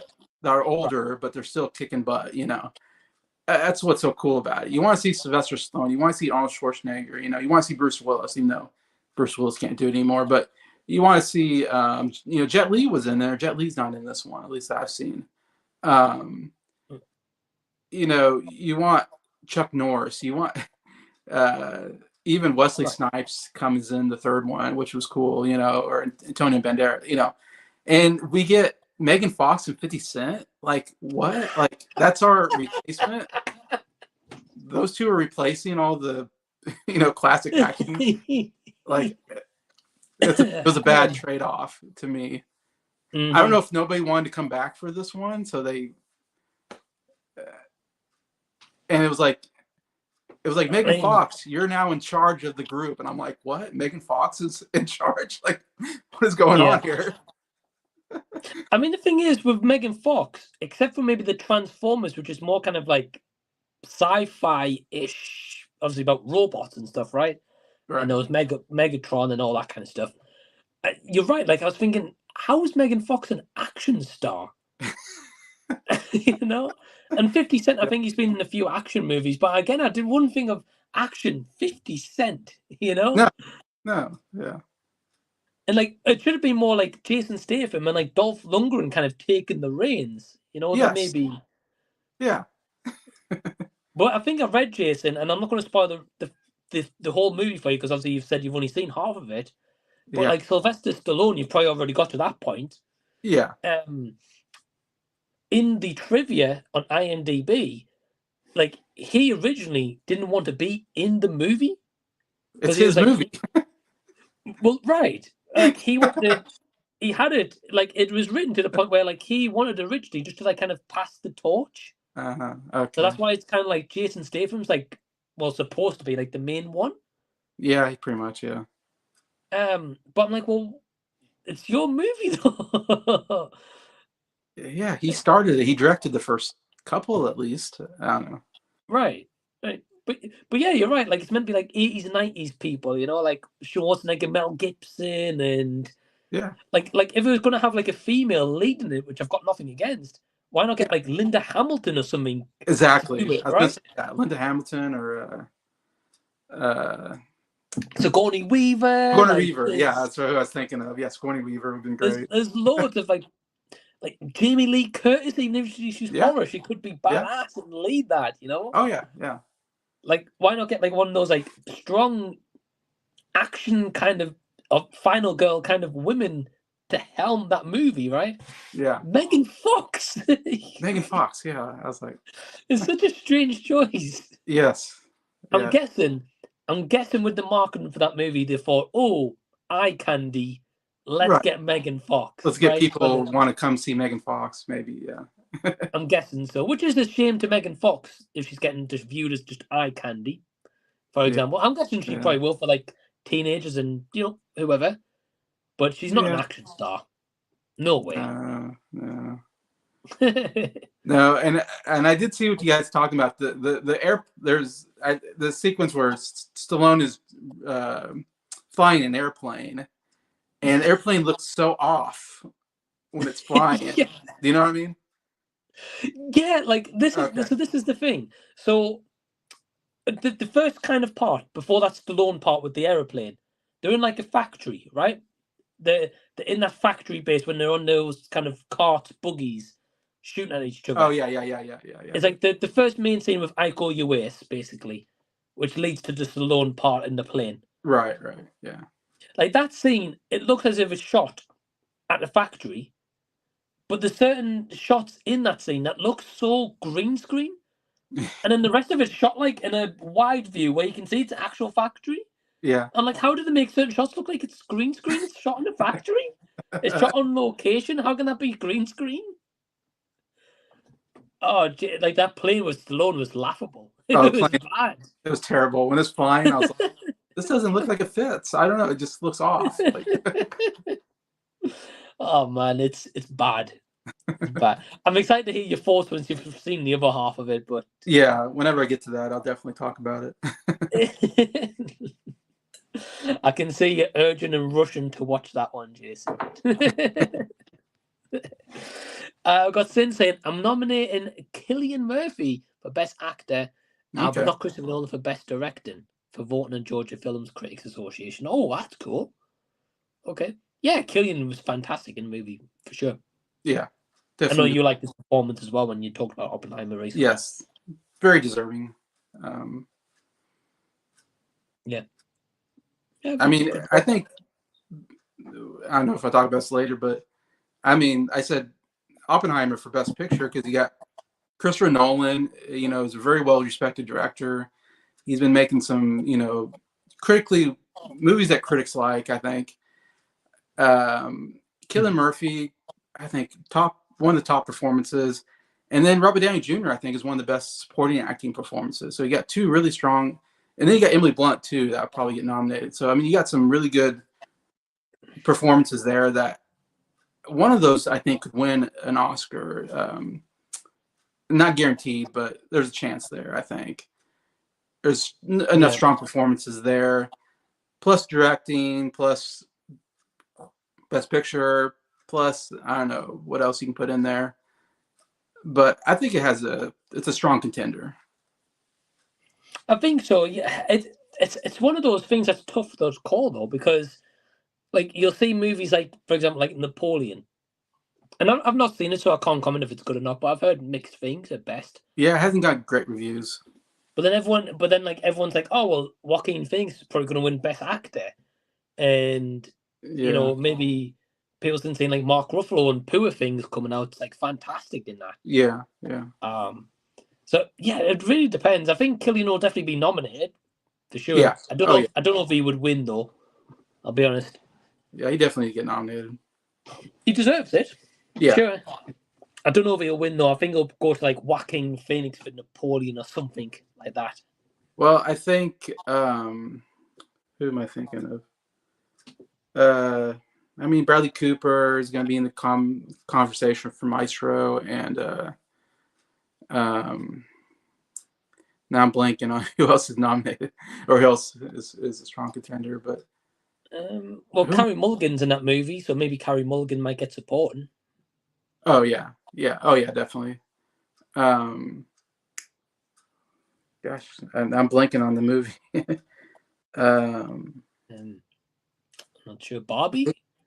Not Barbie. I'm thinking of Best Actor. I'm thinking Cillian Murphy and Joaquin Phoenix. I don't know. I don't know. Leonardo maybe for Kills the Flower Moon. Yeah, maybe. Paul Giamatti, I think, is a strong contender for Holdovers. So I think I'm not sure. There's some good contenders there. Yeah. But Cillian Murphy has a good chance, I think, as anybody else right now, until we see who starts winning these awards, and then we'll get a good idea of like who the critics are or who the voters are liking the most. Right. Yeah, I'm intrigued to see some of that list because I know you recently checked out The Holdovers. Yes. I've not seen it yet, but I've heard pretty much good things about it. Yeah, it's a good movie. I recommend it.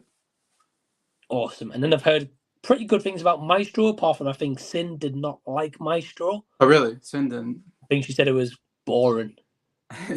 Yeah. Which I think, even I've heard some people saying like it's got some really slow points to it, but, which I kind of expected given the subject. Yeah. I'm still kind of intrigued though. Yeah, it's doing very well right now as far as the awards nominations. Getting pretty good nominations right now. I think they really like Bradley Cooper because he did The Star Is Born did really well. As far as nominations go, I don't think it only won like one Oscar, but so Bradley Cooper has proven himself as a director already, and Right. And I like The Star Is Born personally. Oh, you did? Okay. Yeah. I was really surprised by it. I'll be honest. Yeah. Okay. I think he was really good, and I think Lady Gaga was really good as well. Lady Gaga was really good. Yeah. Yeah. It's interesting to see. Yeah, there's always those nominee movies you check out, and you're like, oh wow, what's the like all this buzz, and you're like, wow, it's terrible. Oh yeah. Really? Oh yeah. But it'll be interesting to see what gets nominated for sure. We've got Mr. Movieman is saying hi. Well, hey, hope you're doing well. Hey. Hope you're doing good. Epic saying Netflix. I think that's for Leo. Yeah. That's okay. Let's have a look. Mr. Dan and Horror says, yes, I noticed the subs stall out and then they pick up suddenly. Yeah. Yeah, it happens. It's weird how it works, but yeah, definitely happens. But definitely go subscribe to Jason. Awesome guy. Go check out his channel. You're welcome, man. Dave Savage Zombie saying, what's up, everyone? Hey, Dave, hope you're doing well. I'll be joining Dave on Scott the Movies Critics live stream on Friday, so you'll see me live on Scott's channel. Look forward to that. All right, should be fun. Kevin James was a good villain in Becky. Oh, okay. Have you seen Becky? No, but I think they made 2 of those movies. I might be wrong. I think so. I think I've heard of it, but yeah, I don't know anything about it. I know Kevin James. I didn't see the movie. I know Kevin James. Last big movie I saw him advertised for, he was bald. Like completely bald. I don't know if it was actual bald or bald cap. It might be in Becky, actually. I'm not sure. Huh, yeah. And I thought that was like his maybe version of trying to more of a serious approach, Okay. Of course, I'm not sure. I might be completely wrong, but I'm pretty sure I saw him, like a poster of him somewhere bald. I might be wrong. Okay. But I'll have to check that. I've got Jimmy Scottish Geek Guy. Hey, Jimmy, hope you're doing well. He says, I like The Flash, and you never know, Aquaman 2 could be great. There's no doubt a movie could look terrible, or you think it might be terrible, but it's fantastic. Yeah, I think Aquaman 2 worst case will just be fun more than anything. Definitely intriguing. The Flash, had positives, but again, not a movie I'd clam to rewatch immediate. Jason, I know you weren't really a fan of The Flash. No, yeah. Was there any parts you liked of it? Any parts I liked? He's struggling to think of one. I tell you what I did like the most. I like the Back to the Future joke that they had in there. I thought that was pretty well done. I don't even remember. I'm trying to think of The Flash, and I'm forgetting what happened in that movie. Oh, man. Well, I'm glad you liked it, though, Jimmy. I remember bad CGI babies. That's what I think about when I think of Flash. The worst CGI babies I've ever seen in my life. I don't know why they do these scenes and rely on CGI to make them look great. Like the baby scene was, because it should have been a fun scene, but there was bad CG for it, for sure. Yeah, I agree. Yeah, Michael Keaton was the best part. Yeah, he was all right, I guess. Well, it was the best. It was the best part of the movie. It might have been, yeah. Yeah. But anyway, I'm glad you liked it though, Jimmy. And if anyone else likes the Flash, that's all cool. It'll be interesting to see Aquaman 2. He says, "I'm the only one holding off on my review of the year till I see Aquaman 2, just in case." Yeah, that's fair enough. I'm not sure about you guys in America, Jason. We get Aquaman on Thursday. I'm not sure if you guys get it on that day as well or not. Coming up pretty soon. Mm-hmm. Yeah, I'm not too sure. I'm not too sure in America. I wouldn't be surprised because you guys usually get it before us, you know. But I'm trying to think because that's coming out, and The Color Purple's coming out around Christmas, I think. Yeah. Are the big movies, I want to say. Maestro's coming out on Netflix, I think, pretty soon. I think If I remember right. Yeah. Yeah. I know, like Anthony Perez got like an early screening sent. I know he does movie reviews, and I'm like, this isn't out. How does he get all these movies? So I know with Anthony, I know some months ago he applied to be in like a critics association. He got accepted, which I'm over the moon for. And since he got accepted, he gets like all these invites to go like early and stuff. I know. I was like, how do I get in on this stuff? I went in on getting screeners and going to movies early. Like, it's interesting, yeah. Like, so some screeners, I'm just like, what? You've seen that already? Like, what the hell? Yeah, it's definitely interesting for sure. So, yeah, well, I'd definitely be intrigued to see Aquaman 2. It'd be interesting to see the reception that gets anyway. He says the score for the Batman was amazing. Yeah. Yeah, that was a really good score, if I remember right. Who did it? Was it or was it? No, was it Michael Giacchino? Oh, was it the one? I think it was him. Okay. I think it was him. Yeah. Yeah, I remember it being a great score. Yeah. For sure. Guardians 3 did good for Marvel this year. That's right. You're right. Guardians 3 did very good. Yes. So I forgot about Guardians 3. I forgot. I saw it in the theater too, and I forgot. Yeah. Me too. I mean, it's just because there's that many movies you're watching a year. I mean, I know you don't go to the theater much. Right. But just like I go mostly. Yeah, it's only like now and then, or like you see if it, there's a movie you're really excited for, you'll go out and see it, right? So yeah, and then it disappoints me, but Guardians 3 that did very good. You're right. I forgot about that. Because we had Ant-Man did bad, Marvel's did terrible. Guardians 3 is the one bright spot, I would say. Yeah. But I think even with the profit that Guardians 3 probably made, probably wasn't enough to make up for Aquaman and the Marvels. No, probably not. No. Yeah, I didn't mind Guardians 3. I didn't mind, but it's not one of those like I've rushed to rewatch or want to rush and rewatch. I'll be honest. No, me either. Nah. I mean, it was better than Ant-Man, better than the Flash. Oh yeah. I would say that. Yeah, I definitely agree with you on both of those. Yeah, for sure. But that doesn't really say much when you compare it to those two. Right. Oh man, Ant-Man. Yeah. Terrible. Yeah. Terrible. We've got Sai saying, which performance do you think will be successful at this upcoming award season? Yeah, I think we spoke about that a little bit before, Sai, about like who we think might get nominated and stuff like that. But Jason was saying about the Golden Globes first before it gets to kind of Oscar season, really. So yeah, should we wait and see? Yeah, it'll be interesting to see who gets the momentum. It's like one person starts winning, they get a little bit of momentum, and sometimes that carries them all the way to the Oscars. And then sometimes somebody wins at the last second. You go, how did they win?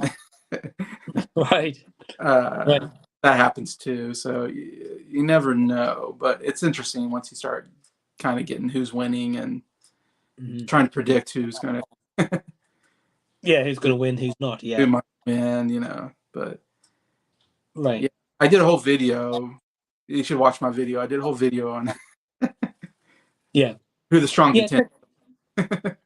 Yeah, sorry to interrupt. Yeah, definitely check that out because Jason's massively into the awards seasons and stuff. Whereas I'm not really. Jason is though, so he's a passion for it. He knows about all best picture winners, everything. Go check that out. Yeah, if you're interested in awards, Jason knows all that stuff. So Definitely check that out. But it'd be interesting to see. I might even do a live stream this year, maybe talk about the contenders in my picks and stuff like that. That could be cool. You'd definitely be on that one, Jason. I would need the main person who knows about this stuff on with me, you know. Yeah. So we'll see. We'll see. We've got Jamie Powell. Hey, Jamie, hope you're doing well.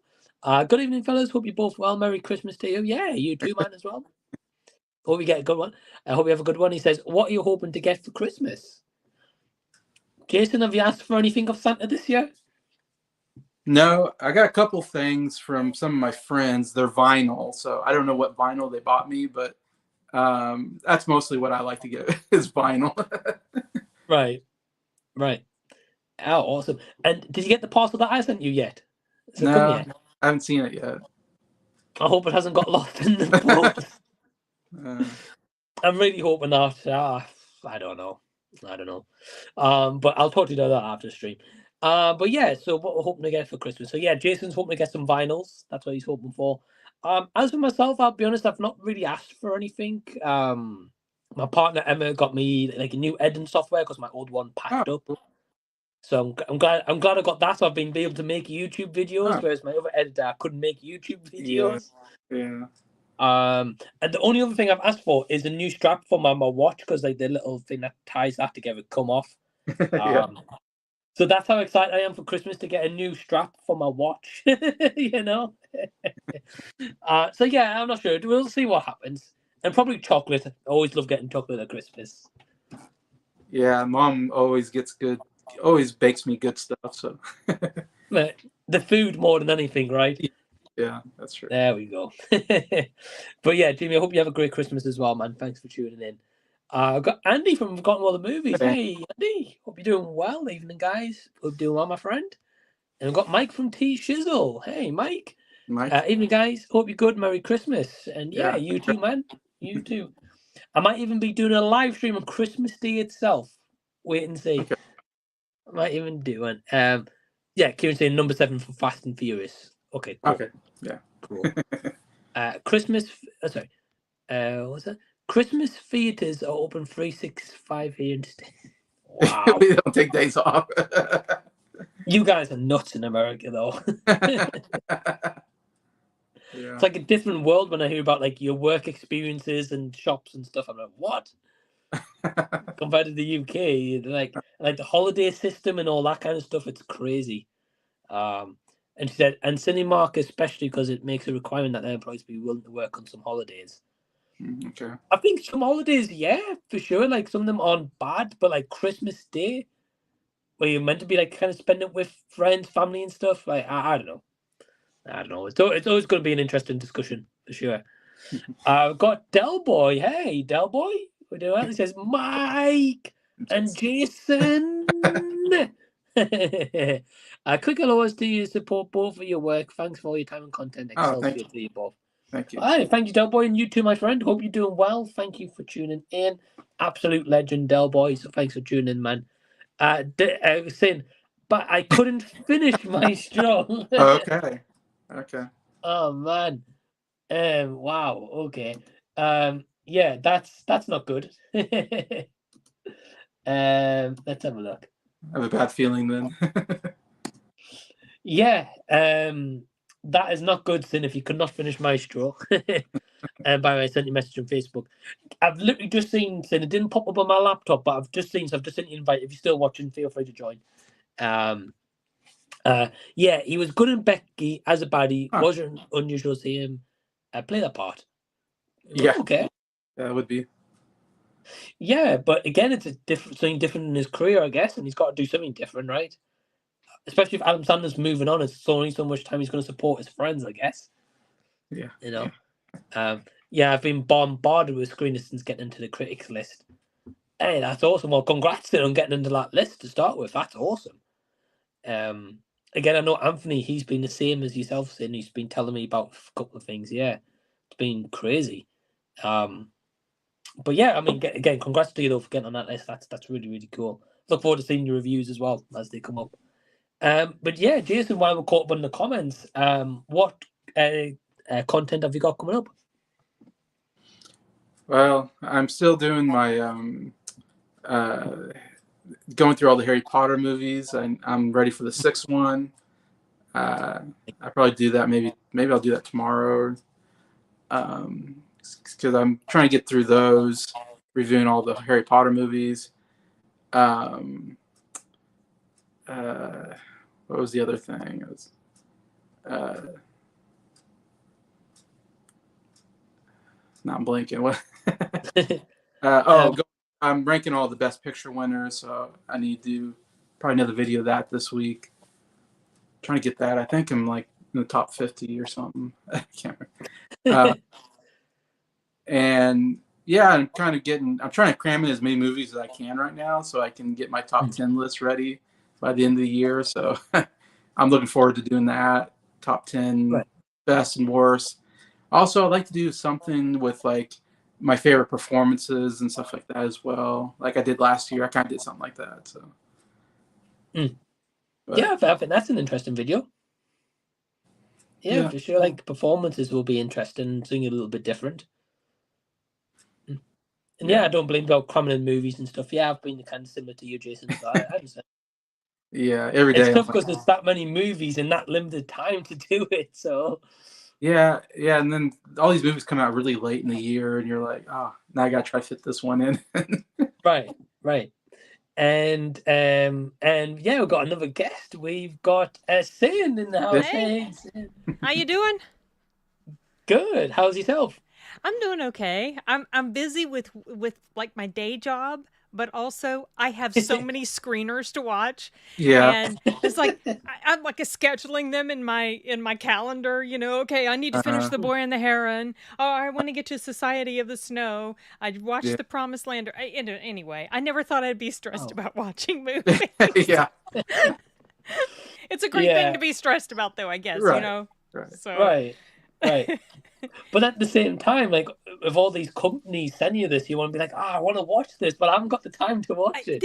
You know, and there's some you just can't. I cannot watch that. I literally have an armful of movies that have been sent to me, and not just that, they send me so much merch, like big, huge. I got a huge picture book of like Maestro. And the screenplay and stuff behind the scenes, and I got the LP of the score, and Nyan sent me this big water bottle thing and a beach blanket, and I'm like, oh my gosh, this is how they pay for the votes. Yeah, I shouldn't be saying that, but yeah. I guess they think sending you all this stuff might make you vote for their. I don't know. It doesn't work for me, but because I am not voting anything for Maestro. I was about to say, I love how they went all out to send you this massive Maestro merch. That You're like, you couldn't finish the movie. I tried, honestly. I had 2 sittings, and 30 minutes in, I'm like, I'm out. I can't. I was, and this is not to knock on Bradley Cooper, because he was the little I saw, he was phenomenal. He was great. The acting was great, but it was boring. I was so bored. I did not care, because it looks like it's mostly like a story about them and their life, their story together. I don't care. I'm not into like romance stuff, and I don't know. I just was not feeling it. Anyway. Sin, if you made it half an hour into Maestro, I'd give Jason 10 minutes. He'd be done. Because I was gonna. So, have you seen it yet, Mike? No, is it on Netflix at the minute? Oh, I don't know. I don't. You know, I don't even know when the official release date is, because it's weird, because I've been sent screeners for things that have already been out, but they've sent them to me because I guess they think I'm, like to vote for them in case you haven't seen them. Maybe they're not in theaters. You want to have access. Right. I thought it was supposed to be sometime in December, like late December, but I might be completely wrong. I really don't remember what the date is. Either like the 20th or 22nd. 25th, maybe? Let me. Christmas Day? I'll quickly. Coming up. I'm just going to quickly Google it here. Well, Sin, it's probably going to get nominated for Best Picture. I can tell you that right now. I'm sure it will. I have no doubt. So apparently, on an article here, it says it's out tomorrow. Yeah, that's what I thought. Okay, On tomorrow's the Netflix. 20th, right? Yeah, 20th. Yeah. Okay, that sounds bad. Yeah, I'm sure it Okay. will. I'm sure it will. Well, you know how Saltburn has been getting in there too, Oh my Beverly. gosh, that Like- movie. Like Critics' Choice, it didn't get nominated for a lot, but it got nominated for Best Picture. Like it was the 10th slot, and I was course like, it "Wow, did. Of Saltburn course got it in did. there." And said, "It's like That movie was. Have y'all seen it? it sounds." I just heard about it. It sounds terrible, but I am possibly seeing it tomorrow. Okay, well, get prepared for an influx of bodily fluids that you don't want to know about. Let's just Yeah, I say heard- that. gross stuff. I've in it. heard. Yeah, it I've honestly and so the director of that is the chick who made Promising Young Woman, Yeah. which I hated. I I did not hated like that movie. too. Yeah. I should have known. Wow. Yeah. But what drew so I don't know if you guys have seen D Movie Man's little. He did a short after he Yeah. Oh, really? and that tickled me. You could tell he was so disgusted.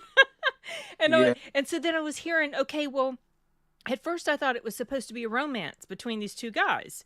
You know, like an unrequited sort of star-crossed lovers thing. That was what Yeah. I thought. And I'm like, I'm not interested. I don't care about romance. But then I heard there was other elements like some, I don't know, like suspense or some thrillery. I don't know how to explain it, but I heard there was other stuff. It wasn't just about that. So I watched it, and it's true. It's not just about that, but it almost feels like the director tried to put all of this really off-putting stuff in there and act like it was art when it just felt like it was put in there for shock value. And Shock you will value, know what yeah. I'm talking about when you see it, Mike. You'll be like, what the hell am I watching? There is a scene in there, like I said in my review, where I hope to goodness that the actor was wearing a sock on a certain part. Let's just say that. Seriously, it's really gross. Okay. Yeah, it's like, oh, I've please heard. tell me he was wearing a sock. Oh gosh, it's like, yeah. Heard. Okay, Well, I'm curious to hear what you think. So this is the thing. Like, well, firstly, I'll comment on this thing about D short. So if D does a short, he's usually like, "Hey, everyone, it's D movie." You can man, tell welcome right to the away bed." if he doesn't like something. Right? He's like smiley, bubbly. This one, he's like, "Hey, everyone, it's D." Yeah, he does. He has this look. You just know it. It's so funny. I watched You that can short tell. multiple times. It's great. It's great. But like, yeah, like I saw your review for it, then, and I actually liked Promising Young Woman. Oh, okay. I hate Yeah, I actually liked it. Like, I just took it for what it is. I didn't read too much into the messaging and stuff. I just took it for what it was. Like, the You movie. can't help but notice the messaging, Mike. Well, right. I just took it for what it is. So, but the thing that put me off Saltburn is the trailer. The trailer just looked like an artsy-fartsy, and I was like, why is it shot in this kind of picture ratio? Like, is there a reason for it? Is it just... Oh yeah, that's be a right. It was style- like, was it square? Was it like Yeah, a well, square? 'Cause Yeah, so I was saying this to my Yeah. partner, Emma, because she saw the trailer as well. And I read up afterwards, it's probably meant to be set in the mid-2000s. So I was like, okay, maybe Right. like, you know, Like camcorder 2006, I style think. then. yeah. Right, I was like, maybe like camcorder style then, maybe would be like that, I guess. But- It's not filmed like a camcorder. Well, but yeah, it's exactly. filmed like a cinematic. But yeah, that's right. You know, I do remember when you started talking about that. I remember when I started watching it, I was thinking there was something wrong with the screen because it was like a square. It wasn't like a Right. full, widescreen ratio. Right. Okay, Right. yeah, that part didn't even occur to me. It does feel like it's coming off as pretentious and artsy, trying to be artsy, but being really gross and calling it art just for the sake of it. And the characters weren't really likable. I did like Rosamund Pike's performance though. I was She gonna say really she's good. getting some award buzz right now. I did nominate her. Okay. Because while I was listening to you guys, I was like filling in nominations for In the different vote. stuff on the critics, Right. for the Georgia critics, and I did Right, nominate right. her. Okay. I'm not going to nominate Bradley Cooper. I nominated Cillian Murphy. I nominated Dar Salim as Best Supporting Actor for The Covenant because I absolutely loved his Oh, performance okay. in there. Yeah. He was so Yeah. good, y'all. Yeah. Anyway, whatever. Jason liked The Covenant, right, Jason? It's Yeah, I so did. good. It's so good. That one really profoundly impacted me. Now, Sound of Freedom as well, but The Covenant is just, to me, it's so much more rewatchable. It's just really good. Mm. I loved it. Yeah. I definitely want to check The Covenant out before the year ends, though, because you guys have all seemed to like really enjoyed it. It's not bad. It doesn't have that Guy Ritchie tone to No. it that some of his other films do. Good. Just like Wrath Good. of Man didn't have a Guy Ritchie feel to it. Hmm. To me, it didn't. Oh, Anyway. is that the Jason Statham Yeah. one? Yeah, Yeah, I like that movie. Did you ever watch it? It had Jason Statham. I was like, no. Oh, you know, he's like one of those few. Okay, well, he's not my favorite, Yeah. but that was actually a really good film to me. Okay. I enjoyed that a lot. Mm. So. Is he the same kind of person though, saying like this action superstar? No, he is badass and he's hardcore, but he's not really he's like the head of this crime thing, and his son gets killed, and so it's basically a revenge movie. He infiltrates this armored truck company, posing as like some person that works there to try to figure out who in the heck was behind the murder of his son. So he does do some killing. There is some fighting, but he's not like that type of character. So anyway, it was good. I thought he definitely plays that same sort of emotionless type of person, but oh my gosh. It fit his character because that was the type of character he was. They're screaming at my son. One of our dogs hates my son. Oh. So anytime he dares to, step foot downstairs, he gets screamed at.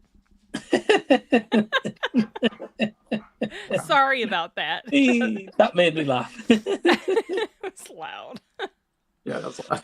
I'm sorry. It's all good. So, but no, I've not seen Wrath of Man, but hey, I might be interested. I'd rather watch The Covenant first though than that. I think The Covenant. I like The Covenant more than Wrath of Man. Yeah, but I've heard good. You guys have all raved about it, so I'm definitely intrigued. So good. I'll have to see if it's on a streaming service or something. Yeah, I'm not sure. Have you checked on Letterboxd lately to see where it's available? Because I don't even know, to be honest. No, I'll Google it after this. I'll find out. Okay. Hopefully on Netflix or something. I've got Netflix, so hopefully. Yeah, I haven't seen it pop up on Netflix, but that doesn't mean it's not there or that it's not coming. Let me see. It might only be available. Okay, if you subscribe to Amazon Prime, it's available on Amazon Prime. I've got Amazon Prime. Okay, it's available there, but I don't know if Amazon changes their availability based on region. Probably. But I know my luck. Check there. Maybe use a VPN or something. Right. If it's not letting you play it. I can do that. Okay. I can do that. But yeah, it'll be interesting. Like, saying I'm curious about Maestro. I'm not gonna lie. I'm definitely curious about it. Well, you may like it. I don't want to. I don't know. Sometimes I have to be in a certain mood, I guess. And I kind of started it not really super into it anyway, but I knew it was getting hype. And I do like Bradley Cooper. I've liked him ever since he was in Alias back in the early 2000s. Oh, okay. Wow. And he's a really good actor.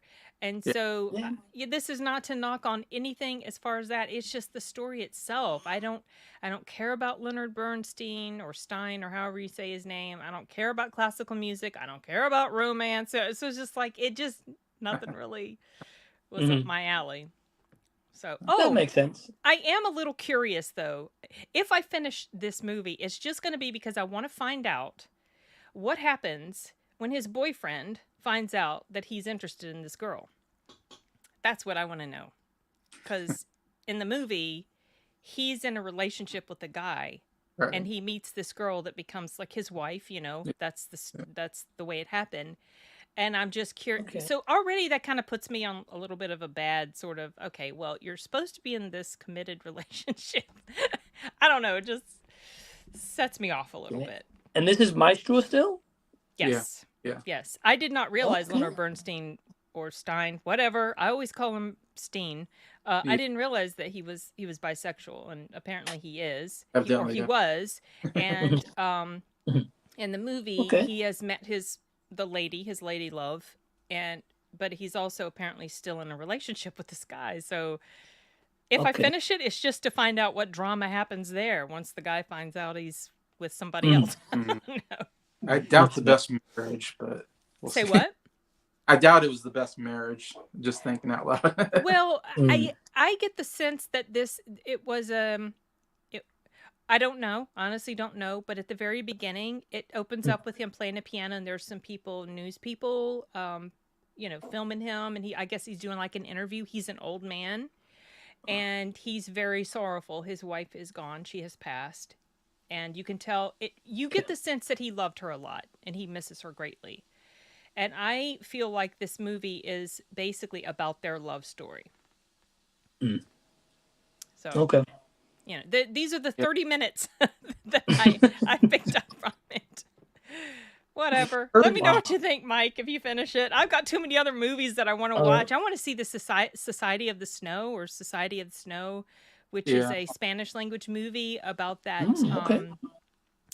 The thing that happened, they made an English language movie about it back in the 90s, I think. But, the plane that went down, was it in the Andes, somewhere in South America? The soccer team, and they had to, so that's I think that movie is actually coming up for potential awards as well. Yeah, it's getting some award nominations for foreign film. Yeah. Yes, as well as Anatomy of a Fall. Yeah, Anatomy of a Fall. Yeah. That sounds interesting. Yeah, I think it's going to be good. I'm gonna see if my husband will be willing to let me pop it in the Blu-ray tonight. Because Spanish language. He's Mexican. Maybe he'll enjoy it. I don't know. Yeah. It's a true story. So. Okay. And I think if they're going to do it, they're going to do it right. So let's hope. I have a feeling it's a horrific story. I remember reading about that when I was in like elementary school, y'all. When I don't know if you remember Jason. So Mike, you're from the UK, so I don't know if they did this, but when I was in like middle school, there would be these little newspaper things that would come around every week to the kids called the Weekly Reader. Do you remember? Did you ever have that when you were in school? Yeah. So that's how I first found out about this story about that plane that went down, and it haunted me ever since. Oh yeah. Because it just is so horrific and awful. Just the thought of being in that situation. Can you imagine? No. Anyway. Yeah. Sorry, I could just go on and on. Y'all need to just jump in and shut me up. I'm just excited to hear about your screeners, I should show you. I should have brought them in here before just to show you. I literally have an A24. Basically, I think it was A24, and I have the paper here. They sent me a whole book of like this of just movies in each page. Wow. It was A24 or Neon. I can't remember, but I've just got so many. I sound ungrateful. I'm not ungrateful. It's just I was not expecting this at all. Yeah. In a way, it's probably a good job you didn't get into the screeners thing at like the beginning of the year, because you would have got like a big John Wick package and be like, my God. You would. Is John Wick up for any awards? I haven't received any screener for John Wick. Is it up for anything? The Golden Globes, it's just up for best. There's like a popular film category this year. Oh, really? Yeah. Okay. So John Wick Chapter 4 got like a nomination for like, I forget what it's called. It's something like popular blockbuster, cinema, like ones that films that performed well at the blockbuster. On the big screen. Yeah. I think I've heard about that. Okay. Yeah, movies that did well or something like that. Like Barbie. I think Barbie's up. Yeah. Yeah, Guardians got three. I received a screen for Guardians. Yeah, for Mission Impossible. I have not received one for John Wick. Taylor Swift got nominated. Nice. The Eras Tour got nominated for like best documentary or something. For most popular film of the year. Oh Lord! It did so well, I guess, in the theater. It did well. Massively well. And then now the Beyonce one has come up. Yeah, Beyonce. And I'm just like rolling my eyes. I go to see a movie and there's like all this noise from the Beyonce, like all the the booming sounds coming through in the other theater. That made me laugh with Anthony Perez's review. Yeah. I don't know if you saw it. Oh no, I didn't. But so Anthony Perez, so shout out to him if he's watching. He went to see that The Boy and the Heron. He got like an early in-person screening.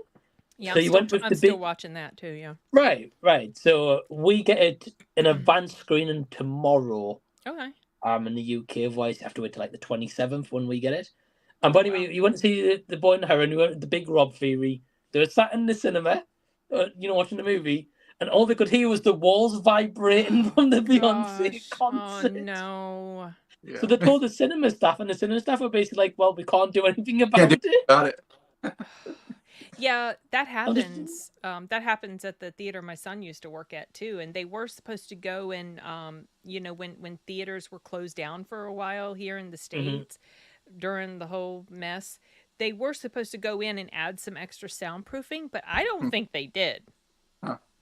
No, probably not. Because yeah, it was some of the stuff was so loud felt like an airplane was going overhead because it was shaking the walls. Even in the bathroom you could hear it just shaking. It was crazy. Anyway. I went, I went and saw Godzilla minus one a couple days ago. So good. And I went to my local theater, which I never go to. I always go to AMC. But I was like, I'll just go to my local theater, even though I never go there for some reason. And there's only like three. It only has 3 theaters, whatever. Oh, so it's tiny. Okay. So it's pretty small. And I walked in there, and I had never been in there before. And I just walked in, and I'm trying to figure out, okay, where do I go buy my ticket? And you buy your tickets at the same place you get like your concessions. So Yeah. I walked up, and I was like, I'm like, is this where I buy my ticket? And the girl said, yeah. And she looked at me and said, Godzilla minus one. I go, yeah. Like, because it was like Godzilla minus one or like Wish or Wonka or something like that were the 3 choices. And Okay. somehow she looked at me and She Godzilla just minus knew. one. I was like, yeah, that's right. That's But funny. I thought it was kind of funny, but yeah. That is funny. Yeah. But yeah, there's usually those cinemas that have like the bigger screens, and then those ones like you said, Jason, just a couple of screens. Yeah. Yeah. Okay. I was going to say something I completely forgot. But yeah, like the screeners, what you were saying there, saying like, yeah, Perez was saying about that, and like those the concert films, that's what I was talking about. So the Taylor Swift one, though, like I'm a fan of Taylor Swift anyways. I want to say it, and honestly, it was awesome. I'm not gonna lie, it was awesome. But like, I wouldn't want it to the point where it was disrupting the next screening, Yeah. though. Especially vibrating walls throughout the entire film. Like, you can't concentrate on the film when that happens.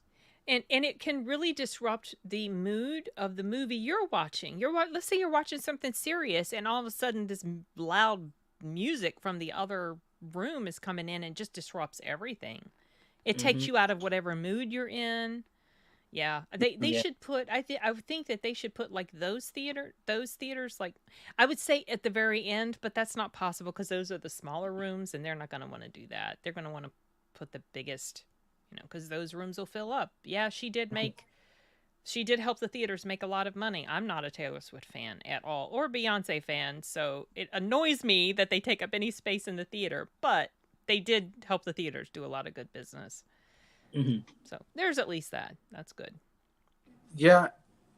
In the movie theater I was in, it was small, and I was watching Godzilla minus one, and I swear I was hearing things that I wasn't sure was in the movie, if that makes sense.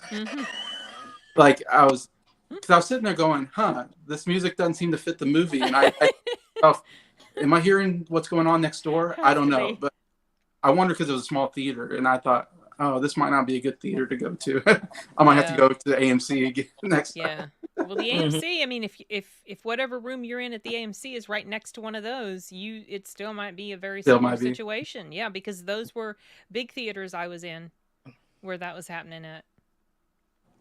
I don't know if I think the Beyonce movie's coming to a close, though. I think. Oh, thank goodness. Or at least coming off. Yeah, I don't think it's been as popular as the Taylor Swift one, as far as I'm aware. Yeah, I'm not surprised at the same time. I'll be honest, though, because at least like Taylor Swift, whether you like it or not, like she's always got like more like upbeat songs, I would say, than Beyonce probably does. Like Beyonce seems to have like more ballads. Different style, yeah. Yeah. Yeah. Got Anthony Perez, the Beyonce movie can kick rocks. Yeah, Perez was literally just been talking about your experience with The Boy and the Heron. Oh, which he just said ruined my experience with The Boy and the Heron. And The Boy and the Herons, is a totally different type of feel. I'm hoping I can get through that movie. The screener that I was sent online, I keep getting kicked off, like logged out, and I have only 5 viewings that I can take up. Oh, yeah. And I tried the right browser last night, and I still got kicked off. I'm not even an hour into it, so they're telling me now I'll try to watch it in a private window, or I don't know. So maybe I'll get finished with it. keep getting logged out and kicked off. So, but then it's one of those things as it keeps getting kicked out, you lose the momentum of the film because you're like trying to you get get back because then in, you're like, or- oh my gosh, I have to log back in. Then I have to go because then it doesn't keep you where you. It doesn't remember where you were. I have to go find where I was or rewatch certain scenes. Oh, it's aggravating. Yeah. No, I get that. I get that. Did you see completely. what's getting nominated for animated movie, Mike? For like, are you talking about for like I'm the not- Oscars or the Well, the Golden Globes, Suzume got nominated. I think that's a movie. Suzume, Spider-Man? Nice. um, Nice. I'm seeing here Super Mario Bros., The Boy and the Heron, Elemental, and Wish. Now, this is the list I'm looking at on Rotten Tomatoes. Yeah, this is for Golden Globes. Yeah. Well, Well- the only thing I was disappointed is Teenage Mutant Ninja Turtles didn't get nominated. But at the Critics' Choice, Teenage Mutant Ninja Turtles got nominated, but Suzume didn't get nominated. So, Okay. It's all about the members And- and how many people nominate them within each group. and I think Super Mario Brothers didn't get nominated for the Critics' Choice. So I'm kind of that kind of shocked me because I thought I would love Suzume to win. It's in my top 10 of the year. Like I bet love you would her like to win. they get nominated. I But think at the same time, I think I actually voted for that for Best Animated. I can't remember if I voted for that ahead of Spider-Man or Spider-Man ahead of that. Maybe Spider-Man ahead of Suzume. But I The did. surprise- probably. Yeah, Spider-Man, Suzume, and The Boy and the Heron. I nominated that even though I haven't doggone finished it. But I have a feeling I'm going to like it. I can't believe Wish is getting nominated though. Oh, Like, right. Well, it's Disney. I thought that did pretty bad in the theater, and it's gotten bad reviews. But Yeah, that's what I've heard. and had I never thought actually Elemental watched was not very good personally, but it. Yeah, I uh, never even.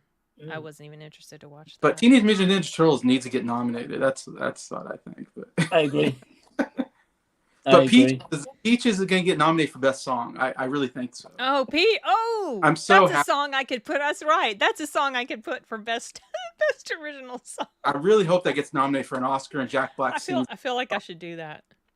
Nominate Jack that. Black's definitely going Oh to do my that live. There's no doubt about it. Oh You my know? gosh, that song. If he dressed as Bowser, and he'll do it. Oh, they got to do something. It'd be great.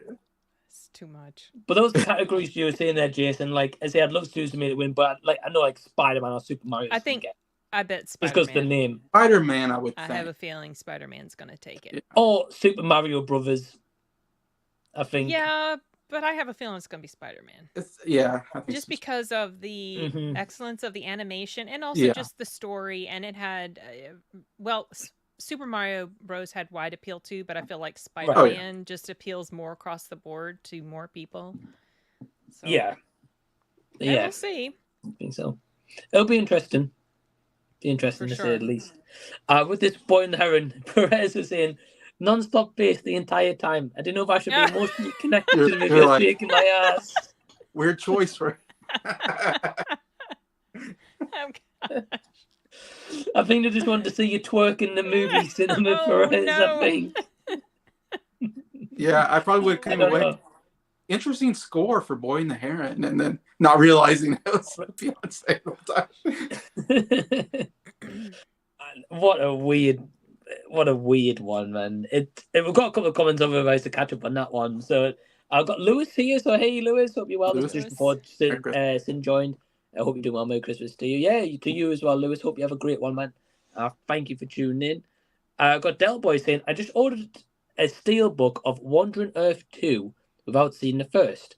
Do you guys sometimes order blind on physical media? Anyways, No. I hope to chat you over again sometime, Mike. Yeah, definitely, Del Boy. Definitely will chat again soon, my friend. Hope you're doing well. Saying you don't collect physical media apart from stuff Netflix sent to you and stuff. recently. Well, no, I do buy if there's something that I really really love, I will buy it. I do have a collection. I'm just not super avid about collecting. I don't generally do not purchase something blind. If I purchase something, it's because I know I like it. I've already seen it, or because I know for sure that I will like it. Right. So Yeah. Yeah, that makes sense. Makes sense. Jason, I think you're the same, right? Yeah, I'm not like some of these people are so massive collectors. They collect everything. yeah, they may as well just open up a video store. Oh yeah, like Andy Crazy. from Forgotten World movies, whatever. AJ, I don't know if you know AJ from AJ's movie place. Yeah, I do. Yeah. He does a steelbook thing every day. He has a new steelbook. It's like Wow. I don't know how they do it, but I don't know either. Yeah. I'm picturing someone going to Sin's house and going, "Wow, she's a really big Maestro fan. Look at all this Maestro merchandise." This big, huge. I should show you this. This thing is heavy. I mean, this book, just the book, like the LP is an LP, right? It's just a whatever. But this picture book, it is heavy. Like that thing could be used as a weapon. I kid you not. It's huge. Wow. Yeah, it's crazy. I mean, it's beautiful, but I'm never gonna look You at don't it. have the all the merch from everything. It sounds like. I am using the Naiad water bottle though to put my coffee in. Okay. Hey, that's good. But the Maestro book's in. Find the biggest Maestro fan you know. Wrap Or it up list and it give it on to them next eBay or Christmas. something. Yeah. Give it to them next Christmas. There you go. Be Yeah, like, hey, you that's cost me a it. fortune. This. Oh my god. Yeah, right. I spend so much money on this thing. Lord. Probably shipping it I would. Yeah. Doggone. Yeah, shipping it. It's Yeah. heavy. If you ever get a Saltburn book, give it to Dee next time you say you do it. Gosh. I did receive I did receive a physical screener for Saltburn. I can't remember Okay. if I received a print of the, because they also send sometimes a print book of the screenplay. Right. Yeah. Wow. Okay. So See, that stuff's cool to have if you really like the movie. Yeah, that would be cool. if I did. Yeah. Oh well. As for the question though, I'm a bit like you guys, yeah. Only if I like really like the movie, I'll go out and put. The only time I've kind of blind buy recently, I would Film say. noir? What's that? Oh, yeah, that film noir box set or something. Film noir. Well, I got sent that from a company. You got sent though. that. Okay, never mind. I got sent that. The only one I've recently blind buyed was Gone Girl. No, right. Gone Girl.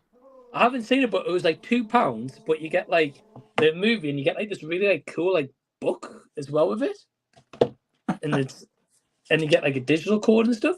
So like £2, I was like, hey, that's not bad. And I've heard it's going to be really good as well. That's the only time I blind buy. I wouldn't buy something like really expensive that I haven't seen before. Yeah, so it was just a really good deal. I Right. decided I would never watch that movie, so I never saw it because the writer of that story wrote Gone a Girl? book. Yes, the writer of Gone Okay. Girl. Uh-huh. She wrote a book that I read or listened to many years ago called they made a TV show of it with Amy Adams, Sharp Objects or Yeah. yeah. And I hated that book. I hated it so much because I did not like any of the characters, and I especially didn't like the main character because she did the most repugnant stuff to me. She was making out with a teenager. She knew her mother. Well, spoilers, but she knew something bad was happening to her, and she just allowed it to continue. And I just like, there's nothing about this character I like. So when I found out about Gone Girl, when I saw that this author had written Gone Girl, I was like, nope, I've been burnt. I don't like this author's writing. I don't like the character she makes. So I'm not going to read Gone Girl. And then I heard about the movie, and then I Wikipedia'd it, because yes, I do that if I'm just interested to know how the story went. And I'm so glad I never watched it. I'm so glad, because I know I would have been really pissed off. But that's fair though. That's just me. I don't know. I get a little bit snarky about things that I know I'm not going to like. That makes sense. If you weren't a fan of the author, why would you check out the other work in a way? So yeah, right. Just like I've learned that about directors. So like the director of Promising Young Woman in Saltburn, I will probably never watch anything else she does again. Because I've been burnt twice now. Yeah, so. There's only so many times you can take that, I guess. Some people you just don't mesh with. Some certain stories you just I don't agree. mesh with. And it's just the way it is. Mm-hmm. Yeah, I understand. It'll be interesting to see what that director does next, though. I'll be intrigued. I'm not curious at all. She is a good director. That's the thing. She does a good job at directing. You can tell it's done well, but it's just the stories, y'all. It's the stories and the characters. If I can't get behind them, or if I don't like anybody in them, it's not going to work for me. And that's unfortunately the type of story that she has done both times, where all the characters are just not likable. Not to me, anyway. I heard that about Saltburn, so I'm intrigued. Yeah, Saltburn. It's just. I'll probably do a little mini review tomorrow if I I'm do very watch curious. I'm super curious. It's almost like a black comedy too, because there are some comedic moments in there. Rosamund Pike's Yeah. character is so out of touch with reality that she's funny. To me, she was funny. She had this one line. I said it in my review about how she said something about, I was a lesbian once, you know. And she's like, but women are she says something like, women are too, it was all too wet, and men are so lovely and dry. It's like, Okay. all right. Didn't know you could just switch it on and off like that, but okay. So that tells me she Right. really wasn't. She was just, I guess, exploring. But she just Right. said it was such a straight. It was funny. To me, that part was funny because she was so, it was just like, just clueless. You'll see when you watch it. I'm intrigued, I'll say that. I wasn't sold on the trailer, so I've heard wild stuff about it. So It's I'm wild. intrigued. It is wild, and I have prepared you, so don't say you were not warned, Mike. I know. When you're I know. cringing and, you know, just feeling very grossed out by the whole thing. I'm You either were going to warned. walk out of it and be like, this is the biggest surprise of the year, considering I think it looks terrible. Or I'm going to be like, this is truly the worst movie of the year. I'm going to have one of those, I think. It is. we'll I see. have decided it is going on my worst movies list for the same reason that Promising Young Woman did the previous year Wow. or the previous 2 years, whenever Yeah. it came out. Yeah. I've been hearing mixed things about it, so again, I'm intrigued. I'm Okay. intrigued. Del Boy saying, I'm caring for my mother, so we'll catch up on repeat. Best love to you Cool. all for the season. That boy. You Same too, to Del you. Boy. I hope you and your mum's doing well, my friend. And thank you for tuning in. I've got Andrew McConnell saying, hello, guys. Merry Christmas to you all on the panel and in the chat as well. Thanks, Andrew. Hi, Hope you're doing Andrew. well. Don't think I've seen you here before in the chat, Andrew, but hope you're doing well. Thanks for tuning in. I appreciate it. And we've got Perez asking, if you and your YouTube channel could make a cameo in any movie franchise or movie, which would it be? That's a great question. Make it you and all right, you and your YouTube channel. Okay. YouTube Wow. That's an interesting question. Oh. I mean, most of our channels are all about movies, right? Apart from Yeah. Jason's, obviously, usually music as well, though. I don't know, Jason, is there any movies that specifically focused about the Oscars? Or anything of like that nature? Because I was going to say your channel will probably fit in pretty well with that movie. Right. Yeah, that's very true. Yeah, I'm sure there is. I'm trying to think. I can imagine Sin's channel being in a movie where like some like people's like in like an internet cafe. And everyone's like, "Oh, have you seen like Sin's Corner? Like, wow, this lady and like a reviews are awesome, you know." I can imagine like that setting. I might be wrong. I can imagine that. I can't. I'm trying to think. Fair enough. That is a very, very interesting question. I was thinking A Star is Born for Jason, specifically because, well, one of the earlier ones, because it was focused on she's an actor, she goes to these awards, she gets an award at the very end, that sort of thing. That was one of the first that came to me for Jason. I don't know. I think so like that. I guess a movie about that has anything to do with making movies. Okay, I'm not going to say Babylon. Yeah. Well, that's based on like old Hollywood as well, right? Yeah, but I'm spacing on. I know there have been movies about people making movies. I'm just spacing on it right now. I can't think of one. Artist Singing in the Rain. Yeah. A recent one, anyway. Yeah, a recent one. That's a tough question. It is, Anthony. Why are you asking us that? It's too late today. I was trying to think of what's a good franchise right now, and I'm having a hard time thinking of a good franchise. They're all kind of are not very good at the moment. Or didn't end Mission Impossible, I guess that'd be the best franchise. Yeah. That's out right now. I would love to be in Mission Impossible. It's one of the more solid for sure. This one wobbled for me a little bit too much though. For me to enjoy it as much as the previous 2 through 6. Yeah. I think I liked more. I think when you do a 2-part movie though, Yeah, that hurts a little bit, doesn't it? That wasn't the issue for me. The issue was the character of what's that girl's name? Agent Carter. Yeah, Her Haley. name. She Oh, annoyed Haley me. Atwell, yeah. She annoyed me to no end. I She didn't did, like yeah. her. I Oh, wanted her wow. to die She kept because backstabbing him, and I'm like, she kept what's going and on he here? had this. Yeah, he had this weird sense of devotion to her. Yeah. And like responsibility. It's like, why? Let her get killed. She's terrible. caused something bad to happen to another character. Yeah. And I did not like her. And also some of the stuff at the end started to get a little bit John Wicky, you know, with the parachute and he goes blasting in the train. I'm like, okay, no. There's no way that would have happened. That perfect moment. No. Just at the right time. Yeah. Yeah. And then some other stuff like the chick who got hurt and some of the stuff she was able to do, despite the fact that she'd been stabbed, mortally wounded. Oh, was that Rebecca Ferguson? No, the other girl, Mantis. Oh, the one in the alley, the Palm Yes, Clementine. the stuff that she was able to do still in the train after she had been mortally, you know, things like that. And it's like, okay, maybe once or twice, but when they start to add up a little bit more than that, it starts to get on my nerves, and that one was starting to get on my nerves, unfortunately. So I'll still go see the next one. I don't know if it had anything to do with it, but I believe at the time when doing Mission Impossible, The Dead Reckoning Part 1, I think Tom Cruise and Haley Atwell were actually dating in real life. Oh, seriously? So I mean, I don't think they are. Don't get me wrong. Don't think they are now. But I'm pretty sure at that point they were. So I don't know if that's why. That's why she didn't get killed off. Dang it! Maybe she will in the next one. She can't redeem herself for me. She just was. That car chase scene was excellent, though. I did like the car chase scene. I was gonna say that's the best part of the movie. That's the absolute best part about the whole thing. It was so well done.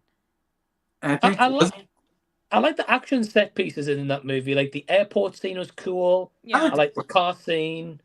Yeah. Even the parachute was awesome, but like going into the train, I was like, nah. That stunt was amazing, for sure, amazing. Yeah. And I was looking forward to it the whole movie, but when I thought he was like going to land on top of the train. So I was like, okay, I could see, you know, if he finagles his way, but he came in sideways through the window.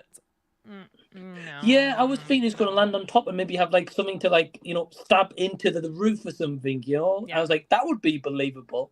But as he backed through, I was like, oh, come on. Tom. Especially at the exact perfect right moment. No. Because that train sequence was awesome at the end. Like, I really enjoyed that. As it was falling apart. Yeah. That was awesome. I was very uptight. I was uptight. Well, Kieran's put a good point about this question. He says the Scream franchise is on the right, so maybe that one and get killed in a really creative way. Apologies for the dark answer on a Tuesday night. Is it? I mean, really? the Scream franchise, our channels could maybe pop in there. Yeah, I was thinking that Benson watches horror movies. I think I do. So you could be a girl that gets murdered. Yeah, right. I feel like maybe for therapy's sake, I should be in a Halloween movie and get murdered by Michael Myers. But I have a feeling that still would not help me get over my nightmares about him. Sin would love to be in Halloween Ends, wouldn't you, Sin? Oh gosh, I could fix that movie. He wouldn't see the darkness inside of you, right? No. Let you go. Film. Gosh, that movie makes me so angry still. I'll put her Sin and John Wick 4 even better. Oh gosh. Yeah. Are you trying to agitate me, Mike? Yeah. You are. Yeah. No, I just know what movies you didn't like this year, so I'll play them anytime. I'm pretty vocal about movies I don't like if I don't like them. Yeah. Same for Jason. I know movies he doesn't like either, so I'll bring it up if I can. Yeah. Oh yeah. And I bring up McCarthy every chance I get. Yeah. Don't blame you. I know she did that new Christmas one, Lisa Love Reviews, called Genie or something. Yeah. I was like, wow. And I was like, no, you're okay. Worst nightmare. Yeah. Oh, it's a movie called Genie? Yeah. Movie called it's like a Christmas movie with Melissa McCarthy, and I was like, no, oh, I'm okay. Yeah. I like her. Okay, I thought she was hilarious in Bridesmaids. I still think she was very funny in that movie. but I haven't watched like a ton of her stuff. She kind of seems to play the same sort of character. Yes. Yeah. Mm-hmm. Yeah. Yeah. That exact reason, Sin. Yeah. Maybe that one time was just the best, and just leave it at that. Mm-hmm. Yeah, I think so. And I think we're caught up on the chat. Cool.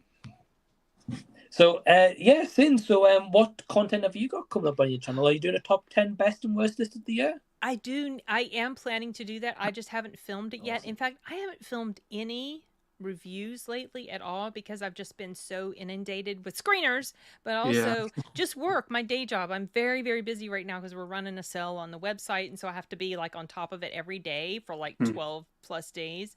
So I haven't filmed a review in a while. I do want to review some stuff that I watch. I've been still editing my video about Dragon Con, where I just basically kind of repeat everything that happened at Dragon Con this past year. And that was filmed months ago. I'm very behind on stuff. So I honestly don't know what's coming up next. But I do need to film something. I've just been so doggone busy. So live streams are easier right now, you know? You've been doing live streams lately, I think. I've been doing quite a few. Like if I'm a guest on somebody's channel, I'll sometimes will stream there. Right. Yeah. And we had one yesterday where we were talking about our top five, our five perfect movies. Yeah, I haven't seen that one yet. I haven't tuned into that. That one was that was a fun one, and I saw you had tuned in. That was a really fun discussion, and we managed to get it done in 2 hours. You talked about Violent Night, and I really like that movie. That's the one And that was a review that I had done with Sound Booth Theater last year. Oh, okay. So I was just repurposing it for this year. Yeah, but I just trimmed it down because the whole video was like an hour and a half, 2 hours long because we were doing other stuff. Yeah. Violent Night was fun. I just didn't enjoy it as much as I wanted to. That was there were some issues with it, but it was enjoyable. David Harbour was great. Yeah, Harbour's great. I think they've announced a sequel for that as well. Oh, seriously? Okay, I'll go see it. I'll go see it. They should. I think it could make a good series of movies. I want to see more about his past life. Me too. Yeah. That's what I want to see. Right. Yeah. But of course, if they're going to make a sequel, it's going to be a trilogy. So probably Violent Night trilogy. They all have to be trilogies, don't they? Right. Harbour's pretty big. It seems like he's in a lot of movies lately. I feel like if he's not careful, he's going to become one of those types where I'm tired of seeing you now. Right. You need to take a break. Like, you don't need to be in 3 or 4 things in 1 year. I want to see other faces now. Some actors just like they're everywhere. You know, they just anyway. I think he's going to be quite prominent though, because he's got obviously the Marvel gig as well, and I think he's going to be in a new Marvel project coming, so he'll not disappear completely. If anybody's even, I have lost so much interest in They don't Marvel. scrap it, Yeah. It's just Same as in. Yeah, I think it's just a lot of people are feeling that way. Yeah. Yeah, we were talking about earlier. I know you're watching, but we were talking about earlier about Marvel and DC and stuff, and